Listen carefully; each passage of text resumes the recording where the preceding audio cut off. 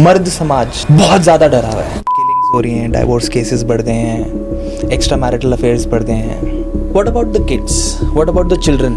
बायस नहीं, एक परसेप्शन है। आई थिंक सबसे ज़्यादा ट्रॉमा बच्चों पे होता है। Parents have use, husbands have also used the children to put false acquisition on the other partner. I have seen lawyers जो अपने चैम्बर में लोगों को बिठा के उनको बहुत छोटे छोटे अमाउंट्स के लिए जलील भी कर देते हैं। When good lawyers fight a case which is very complex, चाहे मकोका हो, कॉफ़ी पोसा हो या कोई financial crime, white collar crime, heinous crime, किसी भी मर्डर में forensic evidence are the most crucial part. आपने देखना शो CID आते हैं, doctor Salunkhe is the forensic expert. We don't have them in reality. Sir, आपने अभी जसिका लाल मर्डर केस की बात करी। Was it the fault of the judiciary system और the investigations? That is the sickest part of it. एक case हुआ था निठारी कांड। वकील साहब, आज फिर आपको तारीख मिल गई कि हमारा जुडिशरी सिस्टम जो है वो कर क्या रहा है, सब बिका हुआ है। बट प्री प्लान मर्डर्स क्यों हो रहे हैं वो एक बहुत बड़ा क्वेश्चन है। इन केसेस में कितना मेंटली और फाइनेंशियली इंसान ड्रेन और स्ट्रेन आउट हो जाता है। It's a stigma of divorce which still the society has is creating such a problem. आज की डेट में डाइवोर्स केसेस इतने ज्यादा क्यों बढ़ रहे हैं? Is it because of incompatibility, domestic violence, infidelity, financial pressure? मतलब मेजर रीजन क्या है? हो क्यों रहा है ये इतना? क्या प्रॉब्लम है? Why are we creating a taboo of a divorce case? शादी नहीं काम कर रही, let two people separate। इतना लंबा चलता है मैटर, इतना फाइनेंशियली ड्रेन कर देता है इंसान को। चाहे सेक्सुअल केसेस हो, मर्डर केसेस हो, आपके थेफ्ट के केसेस हो, पता सबको है किसने किया है, बट आपके परसेप्शन पे नहीं हो सकता। सर, करप्शन का कितना बड़ा रोल है इस पूरी सिचुएशन में? सब बिकते हैं sir. That's a bigger problem. आपके यहाँ लड़का पैदा होता है, वो बेचारा 5th या 6th में आता है, तब से आप उसके दिमाग में डाल देते हैं कि सारी रिस्पॉन्सिबिलिटी तेरी है भाई। Unfortunately India is only producing slaves. Sir, आज का जो हम टाइम देख रहे हैं, समाज में चीज़ें देख रहे हैं, लोग ना कहीं डरे हुए हैं और कहीं ना कहीं मर्द समाज बहुत ज़्यादा डरा हुआ है। कहीं ना कहीं डर ये है कि कल क्या पता I will and up in a blue box और ड्रम या हो सकता है कि खाने में कुछ मिला के कोई खिला दे और मैं ना रहूं।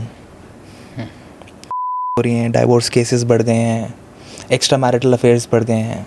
ऐसा क्यों हो रहा है? You being a lawyer and being in the industry for more than 13 years, आपने इस स्पेसिफिकली इस इंडस्ट्री को इतना टाइम दिया है और इस इंडस्ट्री को बहुत अच्छे से समझा है। तो मैं जानना चाहता हूँ कि क्यों ये सब चीज़ें हो रही हैं और इसके पीछे रीज़न क्या है? रीज़न ना सोसाइटी से हमेशा ड्रॉ होता है। जब हमारा सोशल स्ट्रक्चर फ्लॉड हो जाता है या social grooming of a generation flawed हो जाती है तो ये प्रॉब्लम आती है। और ये प्रॉब्लम ये नहीं है और मर्द समाज, औरत समाज, द प्रॉब्लम दोनों साइड है। क्राइम क्रिमिनल करता है, उसको जेंडर के रोल में स्पेसिफाई करना ना बहुत ही गलत है ना। अगर आप नंबर्स में देखेंगे तो विमेन एट्रॉसिटीज़ बहुत ज़्यादा है, 5 times ज़्यादा है। यानी कि अगर आप सिंपल नेशनल क्राइम ब्यूरो का जो रिकॉर्ड्स हैं उसको भी अगर पुल आउट करेंगे, so I give you exact numbers. 29,500 murders happened in India in 2022, the last recorded, जिसमें 30% मेल एक्यूज्ड थे on domestic violence, killing their wives, और 6% थी वाइफ। तो यानी 1:5 का रेशो है, where wife were accused of killing or being involved in killing of the husband. Now, if you see the data, women atrocities are far more than what men are facing at the present in today's time. But हम क्यों man atrocities ज़्यादा आ रही है यार? उसमें media का भी role है कि मीडिया उन स्टोरीज़ को दिखा रहा है जो अनहर्ड थी। हमने ये कभी परसीव ही नहीं किया था, ये कभी एनविसाज ही नहीं किया था women will do such kind of crime. ये सोशल स्ट्रक्चर में ऐसे क्राइम्स होंगे being perpetrated by women, but वो आज हो रहे हैं, है ना। बट ये ऐसा आज नहीं हो रहा है, ये मीडिया दिखा रहा है, हर टाइम से हुआ है। अगर आप देखेंगे Queen Mary of Scots, in we go extreme history, killing her husband, और King Henry killing his wives. अगर आपने सुना होगा tandoor case was very famous case, tandoor कांड। फिर पुणे में Aftab Poonawala girl was chopped off, put in a suitcase. So ये cases हमेशा से होते रहे। आज क्या है, एक के बाद एक क्विक सक्सेशन में because of social media, Covid के बाद जो सोशल मीडिया का रोल है ना, उसने बाहर ये सिचुएशन लेके आई है. As a lawyer we have always seen such crimes. Rather on contrary, if we see in terms of number, the reported crimes have decreased significantly. So in 2022, if crimes reported for murders were 29,500 or so, I think today it has come around to 23,500. Still a bad number, but it has come down. है ना. तो ये numbers हमारे पास है नहीं. अब जो media दिखाती है, ऑफ कोर्स वो एक नॉर्मल आदमी कॉन्शियस को झोल के रख देता है कि किसी ने अपने हस्बैंड को मारा और उसको चॉप करके ड्रम में डाल दिया. को एक सोचना पड़ेगा कि किसी से मैरिज नहीं बन रही है और उसको अगर सेपरेशन होना है, इट्स अ सिविल थिंग. उसमें का कोई रोल है नहीं है. किसी को मारने का रोल क्यों आ रहा है? क्योंकि अगर आपको डाइवोर्स चाहिए, कोर्ट जाइए, डाइवोर्स ले लीजिए. म्यूचुअल कंसेंट आपकी नहीं बन रही है तो आप डाइवोर्स ले लीजिए. क्या डाइवोर्स का स्टिग्मा इतना बड़ा है कि it is creating such a pressure कि पीपल आर. बट कितने % केसेस में ऐसा होता है? मेरे हिसाब से जो मेरा अनुमान है, जो मैंने देखा है, ये रेयर केसेस हैं. बट ये रेयर केसेस इतने हीनियस हो गए हैं, वो प्रॉब्लम है ना. क्योंकि आप सिविल केस में आप क्या करते हैं, मुकदमा होता है, आप कहीं सिविल केस किसी के साथ भी हो सकता है, उसमें आदमी जाके नहीं करता है. प्री प्लान्ड होगा, क्राइम ऑफ पैशन हो सकता है मैट्रिमोनियल डिस्प्यूट में, कि गुस्सा आ गया, एक्सीडेंटल डेथ हो सकती है कि आपने मारा, आपको पता नहीं था कि इतनी तेज मार दिया, तो हो सकती है.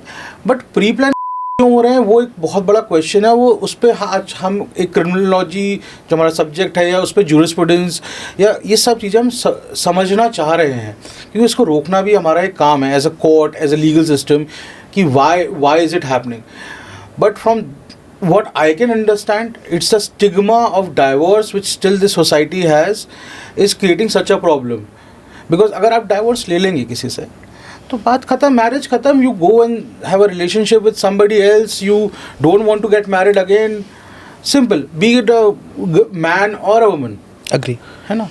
तो why a crime as serious as committed is a question which needs to be looked into by the courts, and then we have to see कि क्या backdrop of the story था. क्या कुछ ऐसा था, क्योंकि अभी एक आपने पढ़ा होगा, DGP was by his wife. Yes. 67-year-old, he was stabbed 40 times. But the with the help of the daughter. Right? Yes. Think about it. Now what did both say? कि we have a demon. That was quote unquote said by them.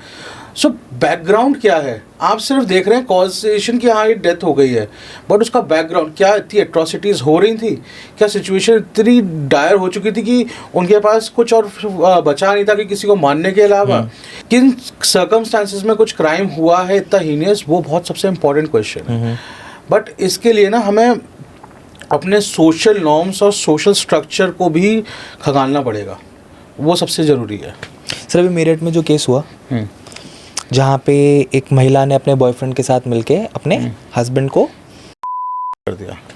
अगर हम law point of view से इसको थोड़ा और अच्छे तरीके से डाइसेक्ट करें इस केस को, मैं जानना चाहता हूँ कि क्या प्रोसेस होता है once such a thing has happened. सबसे पहले तो अगर जैसे ये डिटेक्ट होता है, समबडी है, पुलिस कंप्लेंट होती है, पुलिस पे बेस पे रजिस्टर FIR करती है. अगर इमीडिएट कोई अक्यूज दिख रहा है तो उसे अरेस्ट करती है, स्टेटमेंट्स लिए जाते हैं, फॉरेंसिक एविडेंसेस कलेक्ट होते हैं. बिकॉज ट्रायल में forensic evidence are the most crucial part, because weapon, क्योंकि 2 पार्ट हैं किसी क्राइम के, एक्टस रिया, मेंस रिया, यानी कि इंटेंशन और उसका एक्शन. वो इंटेंशन क्या था, क्या उनका इंटेंशन मारने का ही था, was body chopped off with an intention to chop it then chop it off, or was it as a crime of a passion जिसमें कुछ हुआ, suppose they were having some relationship or they were caught on saving themselves or it was a pre-planned thing. तो ये जो investigation है ये सबसे crucial है, और वो फॉरेंसिक एविडेंस से एविडेंस आता है हमें, उसके बेसिस पे चार्जशीट जमा होगी, चार्जेस फ्रेम होंगे, and then the trial will start. Sir India में बहुत सारे केसेस होते हैं, बहुत सारे केसेस हाईलाइट होते हैं, बहुत सारे लोग अक्यूज्ड होते हैं और बहुत सारे लोगों को जेल भी भेज दिया जाता है. बट ऐसा क्यों होता है कि कुछ सालों के बाद जब उसमें केस की प्रोसीडिंग्स चलती हैं और सबको पता होता है कि कहीं ना कहीं इस इंसान ने गलती करी है, फिर भी वो इंसान बरी हो जाता है, फिर भी वो इंसान बच के निकल जाता है. क्या ये हमारे जुडिशरी सिस्टम की कमी है या ये डिपार्टमेंट की कमी है जो उस केस को प्रेजेंट करता है? देखिए क्या है ना, पूरा judicial system is not an individual body. If you see कि बहुत सारे गियर्स होते हैं. Okay. सो गियर्स कहते हैं, एक गियर घूमता है उससे दूसरा गियर घूमता है, and that is how the entire machinery works. तो जुडिशरी उसका एक फाइनल पार्ट है जो उस केस पे पूरी सुनवाई करेगा. बट इनिशियली जहाँ से ये स्टार्ट होता है वो है पुलिस की इन्वेस्टिगेशन और एविडेंसेस पे. उसमें आई विटनेसेस भी होते हैं. कई बार आई विटनेसेस हॉस्टाइल हो जाते हैं, पुलिस ने एविडेंस अच्छी तरह कलेक्ट नहीं किया होता है. I will give you a very good example जो मैं हमेशा देता हूँ. जेसिका लाल केस में there was a very famous term called no one Jessica. Yes. Now why it was coined? Because everybody was there. So many eyewitnesses, so many forensic evidence, but collection of forensic evidence was bad and eyewitnesses सारे hostile हो गए. तो judge had to say कि भाई death हुई है, लोग वहाँ पर हैं, and still it cannot be proven beyond a reasonable doubt कि इसने मारा है, तो it means nobody. So it was a sarcastic comment made on the entire investigation process. उसका दूसरा प्रॉब्लम होता है इन्वेस्टिगेशन का टेन्योर, क्योंकि चार्जशीट कब फाइल हो रही है, क्योंकि चार्जशीट बहुत डिटेल के साथ फाइल होती है. कई मामलों में जो इन्वेस्टिगेशन ऑफिसर, पुलिस का सबसे इम्पोर्टेंट रोल है. अग्री. उसमें सबसे इम्पोर्टेंट रोल है इन्वेस्टिगेशन ऑफिसर का. जहाँ पर बड़े क्राइम्स होते हैं, आप किसी से भी पूछेंगे, जहाँ पर आपका इन्वेस्टिगेशन ऑफिसर को आपने कॉम्प्रोमाइज़ कर लिया, आप बरी होंगे ही होंगे. इन्वेस्टिगेशन ऑफिसर ने रिपोर्ट में ही कई फॉरेंसिक एविडेंस अच्छी तरह कलेक्ट नहीं किए, आपकी रिपोर्ट बहुत लूज़ बनाई, चार्जशीट लूज़ बनाया, तो उन बेसिस पे अब जज क्या करेगा? जज को तो लॉ ऑन प्रोसीजर करना है. वो अपने इस मामले में तो ये नहीं कह सकता कि हाँ मुझे लगता है कि आपने किया था. That can not happen, because जज के लगने पे नहीं है, एविडेंस क्या बोल रहे हैं उस पर बेस्ड है. जब एविडेंस ही आपके पास पूरे नहीं है तो आप कैसे किसी को कन्विक्ट करेंगे? Right. Because the onus of proving that a crime has been committed is on the state that this person has committed the crime. It's not on the accused कि वो ये प्रूव करके मैंने क्राइम नहीं किया. पहले state पे है कि आप प्रूव कीजिए बियॉन्ड अ रीजनेबल डाउट कि ये क्राइम हुआ है. Beyond a reasonable doubt is a very important factor. अब जब वो ही नहीं कर पाती तो उसमें जज, जुडिशरी का क्या रोल है? अब जो डिफेंस लॉयर है वो तो अपना काम करेगा ना. If he is not doing his job, ethics की हियरिंग्स हो जाएंगी उसके अगेंस्ट. यू से कि bar council should debar him etcetera etcetera. He has to do his job, but prosecution का जो काम है ना वो प्रॉपर नहीं होगा. सेकंड सबसे बड़ी प्रॉब्लम आती है डिलेज पे. हमारे यहाँ इतनी बड़ी पॉपुलेशन है, इतने नंबर ऑफ केसेस हैं, हर तरह का केस तो है. अब जब हम सेशंस कोर्ट में जाते हैं, चाहे एक छोटे छोटे पर्स चोरी का केस और मर्डर का केस, या आपका सेक्सुअल असॉल्ट केसेस, थ्रेटनिंग का case, every case is going on जो क्रिमिनल कोर्ट में चल रहा है. अब उस क्रिमिनल कोर्ट में इतना बर्डन है कि आपके पास जो एविडेंस जो देने आना है वो आपको टाइम लग रहा है. तो आप की विटनेस हैं, आप स्टे करते हैं बॉम्बे, दिल्ली में क्राइम हुआ है, आप नहीं आएंगे, पहले आपके खिलाफ अवेलेबल वारंट करेंगे. आप फिर क्या करेंगे? मैं आपने हॉस्टाइल हो जाता हूँ, मैंने नहीं देखा, क्योंकि वो इतना ट्रबल है. या तो उसका डिले आप प्रोसेस कम कीजिए, या टेक्नोलॉजी को आज इंटीग्रेट कीजिए कि वीसी पे कर सकें. बहुत तरीके से आप इसको कम कर, जब तक आप डिले को रखेंगे ना तो ये कहीं ना कहीं छूट जाएगा. फिर उसका देयर टियर सिस्टम कि अब लोअर कोर्ट है, उसके बाद हाई कोर्ट है, उसके बाद सुप्रीम कोर्ट है. तो जब तक फाइनल होता है, आप just see case Babri Devi का केस है. She was a lady who was a Dalit lady by high caste people in Rajasthan 1993-91. Case ran till 2015 I think, till supreme. तो इतना टेन्योर में आदमी को जस्टिस मिला भी तो क्या मिल रहा है? और आदमी फिर जब खुद ही हार जाएगा, अब आप अपने केस की पैरवी क्यों ही करना चाहेंगे? कितना ट्रबल लेंगे? वो ट्रॉमा भी तो है. जब मैं जैसे मैं केस में जाऊंगा तो वो इस बेसिस पे ये केसेस फेल हो जाते हैं.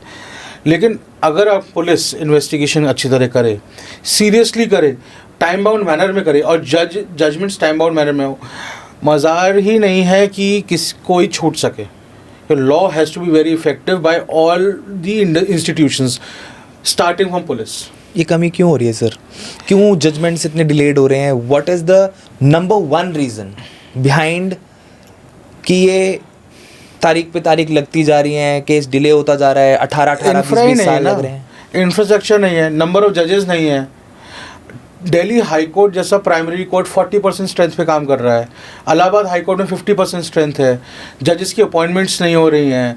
लोअर कोर्ट है, उस पर इंफ्रास्ट्रक्चर नहीं है. और कभी कोर्ट स्टाफ नहीं आता है, आप वो गर्मी में एसी नहीं चल रहा है, बैठे हुए हैं। ऐसा नहीं है कि कोई काम नहीं करना चाहता, अगर मैं काम भी करना चाहूँ ना, ह्यूमनली पॉसिबल ही नहीं है कि मैं अपने केस के जितने भी केस मेरे सामने लगे हैं पर्टिकुलर दिन, एक डे में, उसे कॉज लिस्ट कहते हैं, वो ख़त्म हो पाए। क्योंकि अगर मैं सुनूंगा तो मुझे पूरा ही सुनना है। अगर मैंने नहीं सुना तो दूसरी पार्टी कहेगी कि आई एम बायस्ड, और अगर मैंने जल्दी कर दिया तो आप अपील कर देंगे कि प्रॉपर प्रोसीजर फॉलो नहीं हुआ है, वो ऊपर से ओवरटर्न आके फिर आ जाएगा। एंड मेरी है तो गवर्नमेंट सर्वेंट, वो मेरी शीट जो होती है लोअर कोर्ट जज को, वो डर लगता है कि मेरा प्रमोशन नहीं होगा। आपको जजेस की स्ट्रेंथ बढ़ानी पड़ेगी, आपको एविडेंस कलेक्शन के लिए पुलिस की स्ट्रेंथ बढ़ानी पड़ेगी। आपको अगर आप आज पुलिस स्टेशन जाएंगे, go to a any police station, आप कहें मुझे एसएचओ साहब से मिलना है, 12 बजे जाइए, मेजॉरिटी ऑफ टाइम्स जैसे कि सर कोर्ट गए हुए हैं, कोर्ट से आएंगे 4 बजे फिर मिलेंगे, है ना। तो जब वो कोर्ट में ही है, एसएचओ किसी गवाही में गया हुआ है, किसी प्रोसीडिंग में गया हो, तो वो कहाँ से पुलिस इन्वेस्टिगेशन होगी, कहाँ पर क्या होगा। So it's a very troublesome, the problem is with the system which we have made. हम आज भी वही विक्टोरियन प्री इंडिपेंडेंस सिस्टम को आज 2025 में रेप्लिकेट कर रहे हैं।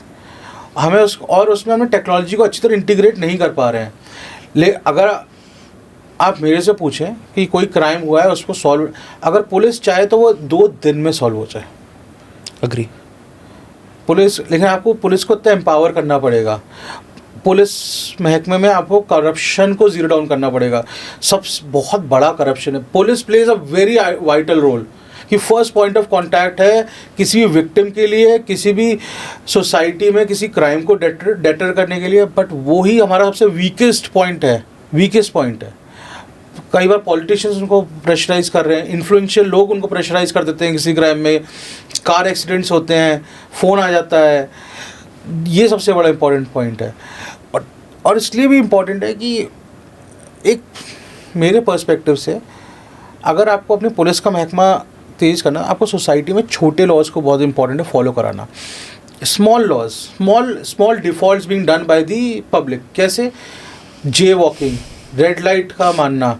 जब पब्लिक में इंटरनल डिसिप्लिन आ जाएगा तो वो होगा नहीं। आज आप देखें वेस्टर्न कंट्रीज़ में क्यों क्राइम रेट्स कम हैं, क्योंकि जो छोटे क्राइम्स हैं, यानी कि आपको एक लेन में चलना, lane driving, red light jumping, so there is a discipline कि if I do small default when police is strict on me, think about कि जब मैं बड़ा क्राइम करूँगा तो कितना प्रॉब्लम करेगी पुलिस, या कितना मेरे को वो लीगल प्रोसेस से गुजरना पड़ेगा।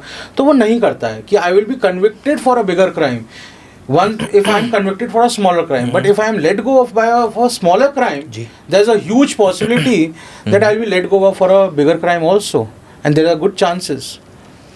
सर, आपने अभी जसिका लाल की बात करी, यहाँ पे मैं 2 केसेस और मेरे दिमाग में आते हैं। I want your perspective. Was it the fault of the judiciary system और द इन्वेस्टिगेशन? एक केस हुआ था निठारी कांड, जो लोग इन्वॉल्व थे अभी, दे गॉट बेल्ड आउट। नहीं, दे गॉट acquitted. हाँ, yes, exactly, they got acquitted. हाँ, not bailed out. Yes. थोड़ा मेरा लीगल टर्मिनोलॉजीज गलत हो सकती है, please correct me if I am wrong. Acquit हो गए। There is another case, Aarushi Talwar, वहाँ पे भी कोई मुलजिम मिला ही नहीं, पता ही नहीं लगा किसने किया। जबकि I still remember, I used to follow these cases when they happened when I was young. इतने सबूत कि यहाँ पे फिंगरप्रिंट्स मिले हैं, यहाँ पे फुटस्टेप्स मिले हैं, यहाँ पे ये चीज़ मिली है। निठारी कांड में तो बोन्स मिली हैं, बैग्स मिले हैं, जूते मिले थे, चप्पल मिले थे, सब कुछ मिला था। मैं दोनों केसेस को इंडिपेंडेंटली समझना चाहता हूँ कि केस ए में क्या फ्लॉज हुए जो आपको लगता है कि that was one of the major reasons why these people got acquitted, and on the other hand case B में क्या ऐसी चीज़ें हुई that things did not work out. यार, बोथ केसेस में same issues were there, forensic evidences were not collected in a proper manner. अब ना देखना शो CID आता है, वो डॉक्टर सालू के सब ACP प्रतिमन ने, डॉक्टर सालू के is the forensic expert. yes. We don't have them in reality. Okay. The problem is this, Aarushi murder case में रियल मतलब है, बट जब तक आते हैं तो एविडेंस टेम्पर हो चुका होता है पूरा का पूरा. Entire media, everybody was walking in the on the scene of crime. सारा एविडेंस टेम्पर हो चुका था. गद्दा जिसमें खून था वो छत पे रखा था, वो 3 दिन बाद तो मिला है. जब तक छत पे सब लोग जा चुके थे, अब वो हाथ का निशान पुलिस का है या किसका है वो ही नहीं पता है. How many footsteps are already there, which footstep to ascertain, which fingerprint to ascertain. जब आपका पूरा फॉरेंसिक एविडेंस ही टेम्पर्ड हो जाएगा, क्योंकि हीनियस क्राइम है, बियॉन्ड अ रीजनेबल डाउट आपको प्रूव करना है विद ऑल द एविडेंसेस कि ये इसने किया है. सपोज आपके पास कोई गन है और कहीं किसी को गन शॉट से मर्डर हुआ है, तो वो गन आपने चलाई है, इसके लिए वो कहते हैं ना, they test your fingerprints, then they test whether gun powder residue is there. But if I give you so much time that you go and wash your hands, throw away the gun and destroy the gun, barrel of the gun, entire evidence is there. How will I prove beyond a point that you are the one? The judge has to convict somebody or on basis of the evidence before them. And then if I hire a good lawyer, he will tear apart the entire thing. कि evidence है ही नहीं, questionable evidence है, chain of evidence proper नहीं है. What did CBI say in Arushi Talwar? कि the investigation done by the local police and then CBCID of the state was such a bad state कि आपने कोई forensic evidence collect ही properly नहीं किया. chain of evidence he tampered थी. क्योंकि chain of evidence बहुत crucial है कि आपने एक्स आदमी ने कलेक्ट किया, फिर उसका बैग में रखा, फिर वहाँ गया, वहाँ से फॉरेंसिक लैब गया, देन इट हैपेंड. बीच में अगर चेन टूट जाएगी and there is no document कि वो कहाँ रहा वो बैग, तो it is a question, then anybody can do it. See, the law gives a presumption that every person who is accused has a right to have a proper defense. क्योंकि क्या है ना, फिर आप कहते हो फेक केसेस में भी अक्यूज अगर परसेप्शन पे लोग करने लगे तो फिर तो आप किसी को भी अक्यूज बना दीजिए. फिर तो आप ये कहेंगे कि जब जो वुमेन आज मैट्रिमोनियल में हो रहा है, आप कहते हैं कि अक्यूज कर दिया, तो आप उसको भी कन्विक्ट कर दीजिए, right. Beyond a reasonable doubt prove करना है, वो बिना एविडेंसेस कैसे करेंगे? फॉरेंसिक एविडेंस सब टेम्पर हो जाएगा, you can't prove. How will you connect those bones to the person who was living there or the help? How will you connect it? Now who did it? Help did it or he did it? You can't convict both. फिर दोनों ही acquit हो गए. अरे क्योंकि आप दोनों convict नहीं कर सकते ना. किसने किया? X ने किया या Y ने किया? आप दोनों को तो कन्विक्ट नहीं कर सकते ना. और एक को एक्विट करोगे तो दूसरा बोलेगा मेरे को भी एक्विट करो. आपने लेकिन एक्विट तभी करोगे जब आप प्रूव कर पाओगे कि दूसरे ने किया है. वरना अगर आप ये प्रूव होगा कि या तो क्रिमिनल कॉन्स्पिरेसी हो कि दोनों मिले हुए थे, अगर दोनों नहीं मिले हुए थे तो who did it is a very important question. That has to, so in such matters ना, that is why said police का सबसे इंपॉर्टेंट रोल है इनिशियली. वो आईओ का, चाहे असॉल्ट केसेस हों, केसेस हों, आपके थेफ्ट के केसेस हों, इन सब में वो एविडेंस कलेक्शन पता सबको है किसने किया है, बट आपके परसेप्शन पे नहीं हो सकता ये. सर करप्शन का कितना बड़ा रोल है इस पूरी सिचुएशन में? करप्शन यार बहुत बड़ा रोल है. मैंने कहा ना, आप अगर if your IO, you can get your IO compromise, IO investigation officer कहते हैं, उसको कॉम्प्रोमाइज़ कर लेंगे तो आप तो 100% एक्विट है. सब बिकते हैं sir. That's a problem. That's a bigger problem.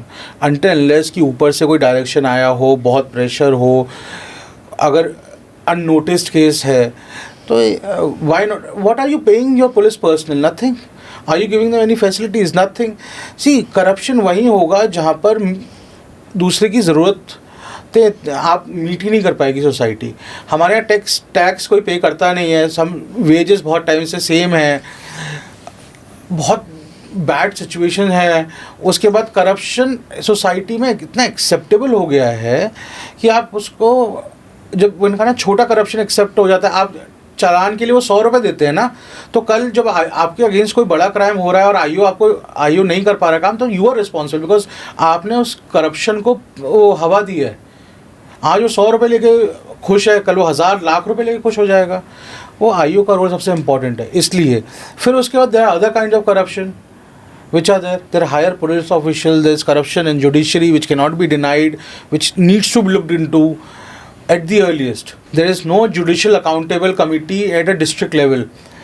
It should be there at every district court. We need to establish such forums. आज हमने होलियर देन दाव बना रखा जुडिशरी को. That is a very big problem. आप कब तक judiciary को unfettered देंगे? फिर आप कहेंगे जुडिशियल इंडिपेंडेंस, हम पे प्रेशर आएगा. But if you are true, if you are honest, तो आपको कोई डरने की ज़रूरत नहीं है. सर एक बात बताओ, चलो प्रोफेशनल लेवल से थोड़ा सा बाहर निकल के पूछना चाहता हूँ आपसे. क्या आपको लगता है कि हर गुनहगार को सज़ा मिलनी चाहिए? सोसाइटी का काम ही यही है, लॉ का, गवर्नमेंट का, कि हर गुनहगार को सज़ा ही मिलनी चाहिए. अग्री, मान लिया. नाउ एज अ लॉयर, आपने कभी किसी मुलजिम का केस लड़ा है? करना पड़ता है. Ethically we are bound, we'll have to do it. और आपको पता होता है कि इस इंसान ने ये क्राइम या फिर ये चीज़ करी है, कहीं ना कहीं अंदर से ऐसा फील नहीं होता कि यार हम एक क्रिमिनल को सपोर्ट कर रहे हैं, एक क्रिमिनल को बचाने की कोशिश कर रहे हैं, जबकि आपको तो पूरी सिचुएशन कई बार पता होती है कि. आप मेरे से पर्सनली पूछ रहे हो या एज अ लीगल प्रोफेशनल पूछ रहे हो? सर दोनों पर्सपेक्टिव से जानना चाहता हूँ. पर्सनली ना, I am of opinion, I don't do anybody who comes to me with a sexual assault charge against him or such kind of moral turpitude cases. I personally do not, but I don't like it, है ना. Plus I have let go of that practice because of my commercial practice which is going on, commercial वाली. But अगर नहीं भी होती मेरी commercial तब भी नहीं करता मैं. But as a criminal lawyer, it is my duty to safeguard anybody who is there and provide him what you call a defense. आप मानेंगे, आपको ये समझना पड़ेगा, अगर अक्यूज्ड को डिफेंस नहीं मिलेगा, he can be let go by the court. A fair trial, rules of natural justice have to be met. ये हमारे बेसिक स्ट्रक्चर्स हैं जो कॉन्स्टिट्यूशन में एनश्राइंड हैं. अगर आप और कौन जज करेगा कि इसने क्राइम किया नहीं है? इट्स द जजेस duty, not my duty. My duty as a lawyer is to assist the जज in a manner that what evidence and documents are saying from my point of view. Prosecution का काम है ये दिखाना कि इसने crime किया है, मेरा क्राइम, और उनका बताना कि उन डॉक्यूमेंट्स जो सेम डॉक्यूमेंट्स हैं कैसे दिख रहा है ही इज़ द एक्यूज, मेरा है कैसे दिख रहा है ये एक्यूज नहीं है. And it is for the जज to see that who did the better job, were they able to prove it beyond reasonable doubt कि हाँ ये क्राइम हुआ है, और I was successful in proving कि crime, and I created a doubt कि शायद इसने नहीं किया है. ये ही काम है डिफेंस लॉयर का. अगर आप डिफेंस तो आपको सबको देना है. India was internationally praised for giving defence to even a like Ajmal Kasab. आपको किसी भी अक्यूज को, चाहे कितना भी हीनस क्राइम हो, अगर आप उसको, वी आर नॉट इन वो क्या बोलते हैं, हम उसमें नहीं है, किसी डिक्टेटरशिप रिजिम में नहीं है कि जिसका मन आया उसको गोली मार दिया. आप एक डेमोक्रेसी में हैं. क्योंकि आज आप कह रहे हैं ये अक्यूज है, शायद ना हो. I hope everybody remembers that a lady accused a boy on a signal से कि वो उसने मुझे molest किया या छेड़ा या sexually assault किया, and everybody formed that same perception कि yes he did it, but ultimately it was found कि he never did it. Eyewitnesses came through. So अगर perception पे अगर आप कहेंगे कि इनको defense नहीं करा जाए, then you are doing injustice to the entire society, not only to your client. Now coming to your question that as a lawyer should I do it even if I know it? See, my knowing does not matter. Okay, I am not the witness. I am bound by lawyer-client confidentiality. I am bound by ethics set up by the Advocates Act and Bar Council of India, and internationally, which is same throughout. So मेरे को अपने client को कैसे serve करना है in a way कि मैं कोई unethical practice adopt ना करूँ, मेरा बस वही काम है as a defence lawyer. What if you know कि इस आदमी ने एक क्राइम किया है और ये गुनहगार है, but what will I do of it? I can not go and give an evidence of और a witness. It will be against my ethics as lawyer, है ना.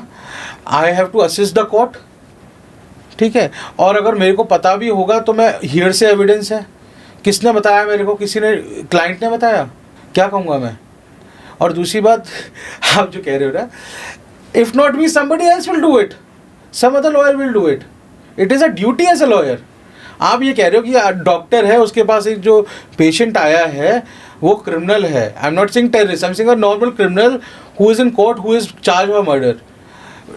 क्या वो डॉक्टर को वो इलाज करना चाहिए? सर मैं मान गया आपकी बात को as a profession, that's a different point of view. मैं उस प्रोफेशन में से ही I want a personal perspective, right? If not you, someone else will definitely do it. You know that a person has committed a crime and you were able to prove that he is not guilty in court. No, it was prosecution who Okay. who The failed prosecution to prove that he was guilty. मान लिया. And judge was convinced on the argument which we gave that Agree. he was not guilty. ठीक है. घर आके कैसा महसूस होता है? घर we have done a duty. We are not carrying our work home. See, हमें अपनी ड्यूटी करनी है. आप ये पूछ रहे हो कि जो बॉर्डर पे सोल्जर खड़ा है, if he killed a terrorist, उसे घर आके कैसा लगेगा?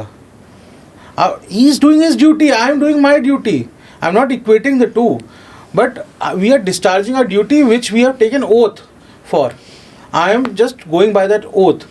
आप जो घर आके कैसा लगेगा, ये आप ये सोचो, अगर वो बंदा जो व्यक्ति है वो मुझे था ही नहीं और मैंने उसको छुड़ा लिया, तो घर आके कैसा लगेगा? Same. Irrespective, we as lawyers are trained not to enter the shoes of litigants. हम अपना काम कर रहे हैं. अगर हम रोज लिटिगेंट के शूज़ करेंगे, हमारे 50 से 60 केसेस दिन के, we will go mad on second year of our profession. ऐसा नहीं होता है. और एक बहुत इंटरेस्टिंग पर्सपेक्टिव मैं आपको बताता हूँ. When good lawyers fight a case which is very complex, चाहे मकोका हो, कॉफ़ी पोसा हो, या कोई financial crime, white collar crime, heinous crime, उससे जो जूरिस्प्रूडेंस डेवलप होता है, उससे जो लॉ डेवलप होता है, उसी से आगे लोग कन्विक्ट होते हैं, है ना. उसी से लोग पता चलता है कि हाँ इन क्राइम्स के लिए इन लोगों को इस तरह से कन्विक्ट करना है. वो एक लॉ को फ्रेम करता है. That is what lot of legendary lawyers did. आप जैसे mister Ram Jethmalani, he has fought cases for everyone who was accused. So he very famously said कि see, I am also assisting. It is not my duty to convict anybody. It is judge's duty and prosecution's duty to prove. But what my duty is to defend. But in doing so, we are working as an officers of the court and drawing something what is to be done if somebody is to be convicted or charged of a particular crime. Nice. This is a perspective जो मुझे लगता है लोगों को समझना चाहिए. कि लोग ना कहीं इस थॉट प्रोसेस में होते हैं कि यार एक इंसान अपने ज़मीर को कैसे बेच देता है. बट कहीं ना कहीं वो भी समझना ज़रूरी है कि you are a officer of the court, right? And you have your responsibilities too, and you have to make sure कि अगर कोई चीज़ आई है आपके पास, तो आपको उसको अपने तरीके से अपने केस को लड़ना तो है ही. I have to do my duty. Yes. और नहीं करूँगा फिर प्रॉब्लम होगी. ये भी बात है. आप ये सोचो ना, एक बहुत नॉर्मल पर्सपेक्टिव से पब्लिक ये भी सोचे कि कितने लोग जो अक्यूज़ होते हैं उन्होंने एक्चुअली क्राइम किया होता है. ये भी बात है. कई बार फॉल्सली अक्यूज़ भी तो हैं. अगर मैं हर केस में अपना परसेप्शन बना लूँगा, then everyone who is innocent will go behind the bars. वो कैसे चलेगा? और आप चाहते हैं मैं पुलिस का काम करूं, वो मेरा काम नहीं है. पुलिस और प्रोसिक्यूशन का उनका काम है. एक पूरा डिपार्टमेंट है भाई. प्रोसिक्यूशन डिपार्टमेंट है, पुलिस डिपार्टमेंट, 2-3 डिपार्टमेंट्स हैं, राइट, इस काम के लिए. सर दूसरी तरफ आए तो there is a rise in divorce cases in India. अभी कुछ समय से देखा गया, वैसे तो कुछ समय क्या, ऑलमोस्ट पिछले 20-25 साल से तो बहुत ज़्यादा बढ़ गया. लाइक पहले क्या होता था, पहले चीज़ें बंद कमरों में सॉल्व हो जाती थी. फैमिली काउंसलिंग, घर में पंचायत और other means of communication and counselling and other things. But आपको क्या लगता है कि आज की डेट में डाइवोर्स केसेस इतने ज़्यादा क्यों बढ़ रहे हैं? Is it because of incompatibility? Is it because of domestic violence? Is it because infidelity, financial pressure? मतलब मेजर रीज़न क्या है? हो क्यों रहा है ये इतना ज़्यादा? क्या प्रॉब्लम है? Why are we creating a taboo of a divorce case? शादी नहीं काम कर रही, लेट टू पीपल सेपरेट. क्यों आप मजबूरी में साथ रखना चाहते हैं? फिर आप कहेंगे ये मर्डर्स क्यों हो रहे हैं, क्राइम क्यों हो रहे हैं? देखो, अगर शादी काम नहीं कर रही, ये पूरा मैकेनिज्म है कि हम ये चाहते हैं शादियाँ काम करें. मैं आपको बहुत डिटेल में इसको एक्सप्लेन करूँगा कि कहाँ कहाँ गवर्नमेंट और सोसाइटी, कोर्ट्स, पुलिस, लॉयर्स काम करते हैं कि वर्क करें। बट मैं सोसाइटी से ये पूछना चाह रहा हूँ लोगों से कि आप क्यों चाहते हैं जो एक मैरिज काम नहीं करी, 2 लोग साथ रह लें? क्यों? अननेसेसरीली। कल उनके बच्चे होंगे, फिर वो उस टॉक्सिक मैरिज में रहेंगे। Why do you want a toxic marriage to continue? Indian society has to let go of this divorce taboo. Divorce के टैबू को हटाना पड़ेगा, वरना क्राइम रेट बढ़ता रहेगा आपका मैट्रिमोनियल केसेस में। फिर इसी बेसिस पे ही वो फॉल्स एक्यूजिशन लगते हैं, क्योंकि एक पार्टनर है जिसको अलग होना ही है, या दोनों को अलग होना है, फिर वो एक दूसरे पे अलग अलग इल्ज़ाम लगाएंगे, अलग अलग मीन्स ढूंढेंगे। यही तो कारण है जो मैंने आपको पहले बोला। सोचिए क्या जाता हुआ किसी के दिमाग में कि उसको क्राइम करना पड़ रहा है इन अ मैटर जहाँ सिविल कोर्ट जाके आपको डाइवोर्स मिल सकता है। वो यही है, जब डाइवोर्स को आप टैबू बना देते हैं। क्यों भर रहे हैं भाई? अच्छी बातें भर रहे हैं, it's a good thing. It's a very bad perspective is कि people will start committing crime each other, है ना। नाउ लेट अस सी कि क्यों भर रहे हैं, उस क्वेश्चन पे भी आते हैं। मेरा ये मानना है और कि उसके ना बहुत सारे सोसाइटल नॉर्म्स हैं जो हमारे चेंज नहीं हुए हैं। हम इकोनॉमिकली प्रोग्रेसिव बनते जा रहे हैं, मॉडर्न बनते जा रहे हैं, या फाइनेंशियली इंडिपेंडेंट होते जा रहे हैं, बट सर्टन सोशल नॉर्म्स को हम लेट गो नहीं कर रहे हैं। हमें आज इंडिया में एक दिन आएगा, हमें अरेंज मैरिज कंसेप्ट को सोशल ईविल डिक्लेयर करना पड़ेगा। जैसे हमने सती को सोशल इविल डिक्लेयर किया था या डाउरी को सोशल इविल करते हैं, we should declare arrange marriages as a social evil. India के अलावा आप बताइए, if you have travel internationally, have you heard about it? People don't do it. उसके बहुत रीजंस हैं, और ये हमारे बिल्कुल कोर्स रूट्स तक जाता है, जहाँ से हम आज अपने बच्चों की ग्रूमिंग कर रहे हैं, और उन ग्रूमिंग्स में बहुत प्रॉब्लम है। आप समझिए, अ ग्रोन अप मैन और अ वुमन, बोथ, मैं दोनों जेंडर्स में बता रहा हूँ, ऐसा नहीं कि मेन आर रॉन्ग या women are wrong, both are wrong, and everything is being pressurised by the society, जो ये सारी सिचुएशंस क्रिएट कर रही हैं। आपके यहाँ, हमारे यहाँ एक पहले अरेंज मैरिजेस में क्या होता है, 2 लोग जो पहले से एक दूसरे को नहीं जानते हैं, फैमिली के थ्रू मिलाए जाते हैं, उनकी शादी होती है। कोर्टशिप पीरियड्स लोग ज़्यादा लंबा रखना नहीं चाहते हैं, क्योंकि वो कहते हैं कि अगर ज़्यादा जान गए तो शायद शादी ना हो, राइट। मैं तो कहता हूँ बहुत अच्छी बात है, कोर्टशिप पीरियड होना चाहिए ताकि शादी के बाद प्रॉब्लम ना हो। सही बात है ना, कि शादी टूट जाए, वो एक स्टिग्मा लेके चलती जनता कि सोसाइटी क्या कहेगी। भाई सोसाइटी बाद में क्या कहेगी किसी ने, ये तो सोचिए आप। तो आप चाहते हैं कि आज मिले हैं, कल परसों या 2 महीने बाद शादी हो जाए। Do they know them? No. In international, और एक तो हमारा ये कंसेप्शन है, परसेप्शन है कि इंटरनेशनली डाइवोर्सेस बहुत होते हैं, और वहाँ के भाई वो आपका पर्सपेक्टिव से यूनाइटेड स्टेट्स के लिए है। Europe, other countries are very family oriented countries, है ना। ये सब हम टीवी में जो देख के कर रहे हैं ना, ये हमें एक तो इतनी मिस इन्फॉर्मेशन है, हमें पता नहीं क्या हो रहा है। Now coming back, arrange marriages is the end causation of lot of things which are in a society. आपके यहाँ लड़का पैदा होता है, वो बेचारा 5th या 6th में आता है, तब से आप उसके दिमाग में डाल देते हैं कि सारी रिस्पॉन्सिबिलिटी तेरी है भाई, you are the one who is responsible, you will do engineering और doctor, you will do whatever, become a lawyer, और you have to become multi. और ऐसा भी नहीं आजकल आदमी को नॉर्मल करना है, you have to become multi billionaire, और you have to be successful. He is so pressurized, and there is no soft skill training in school में सिर्फ ट्रेन किया जा रहा है कि आप कॉम्पिटिशन एग्जाम कैसे क्रैक कर लो। We don't talk about education.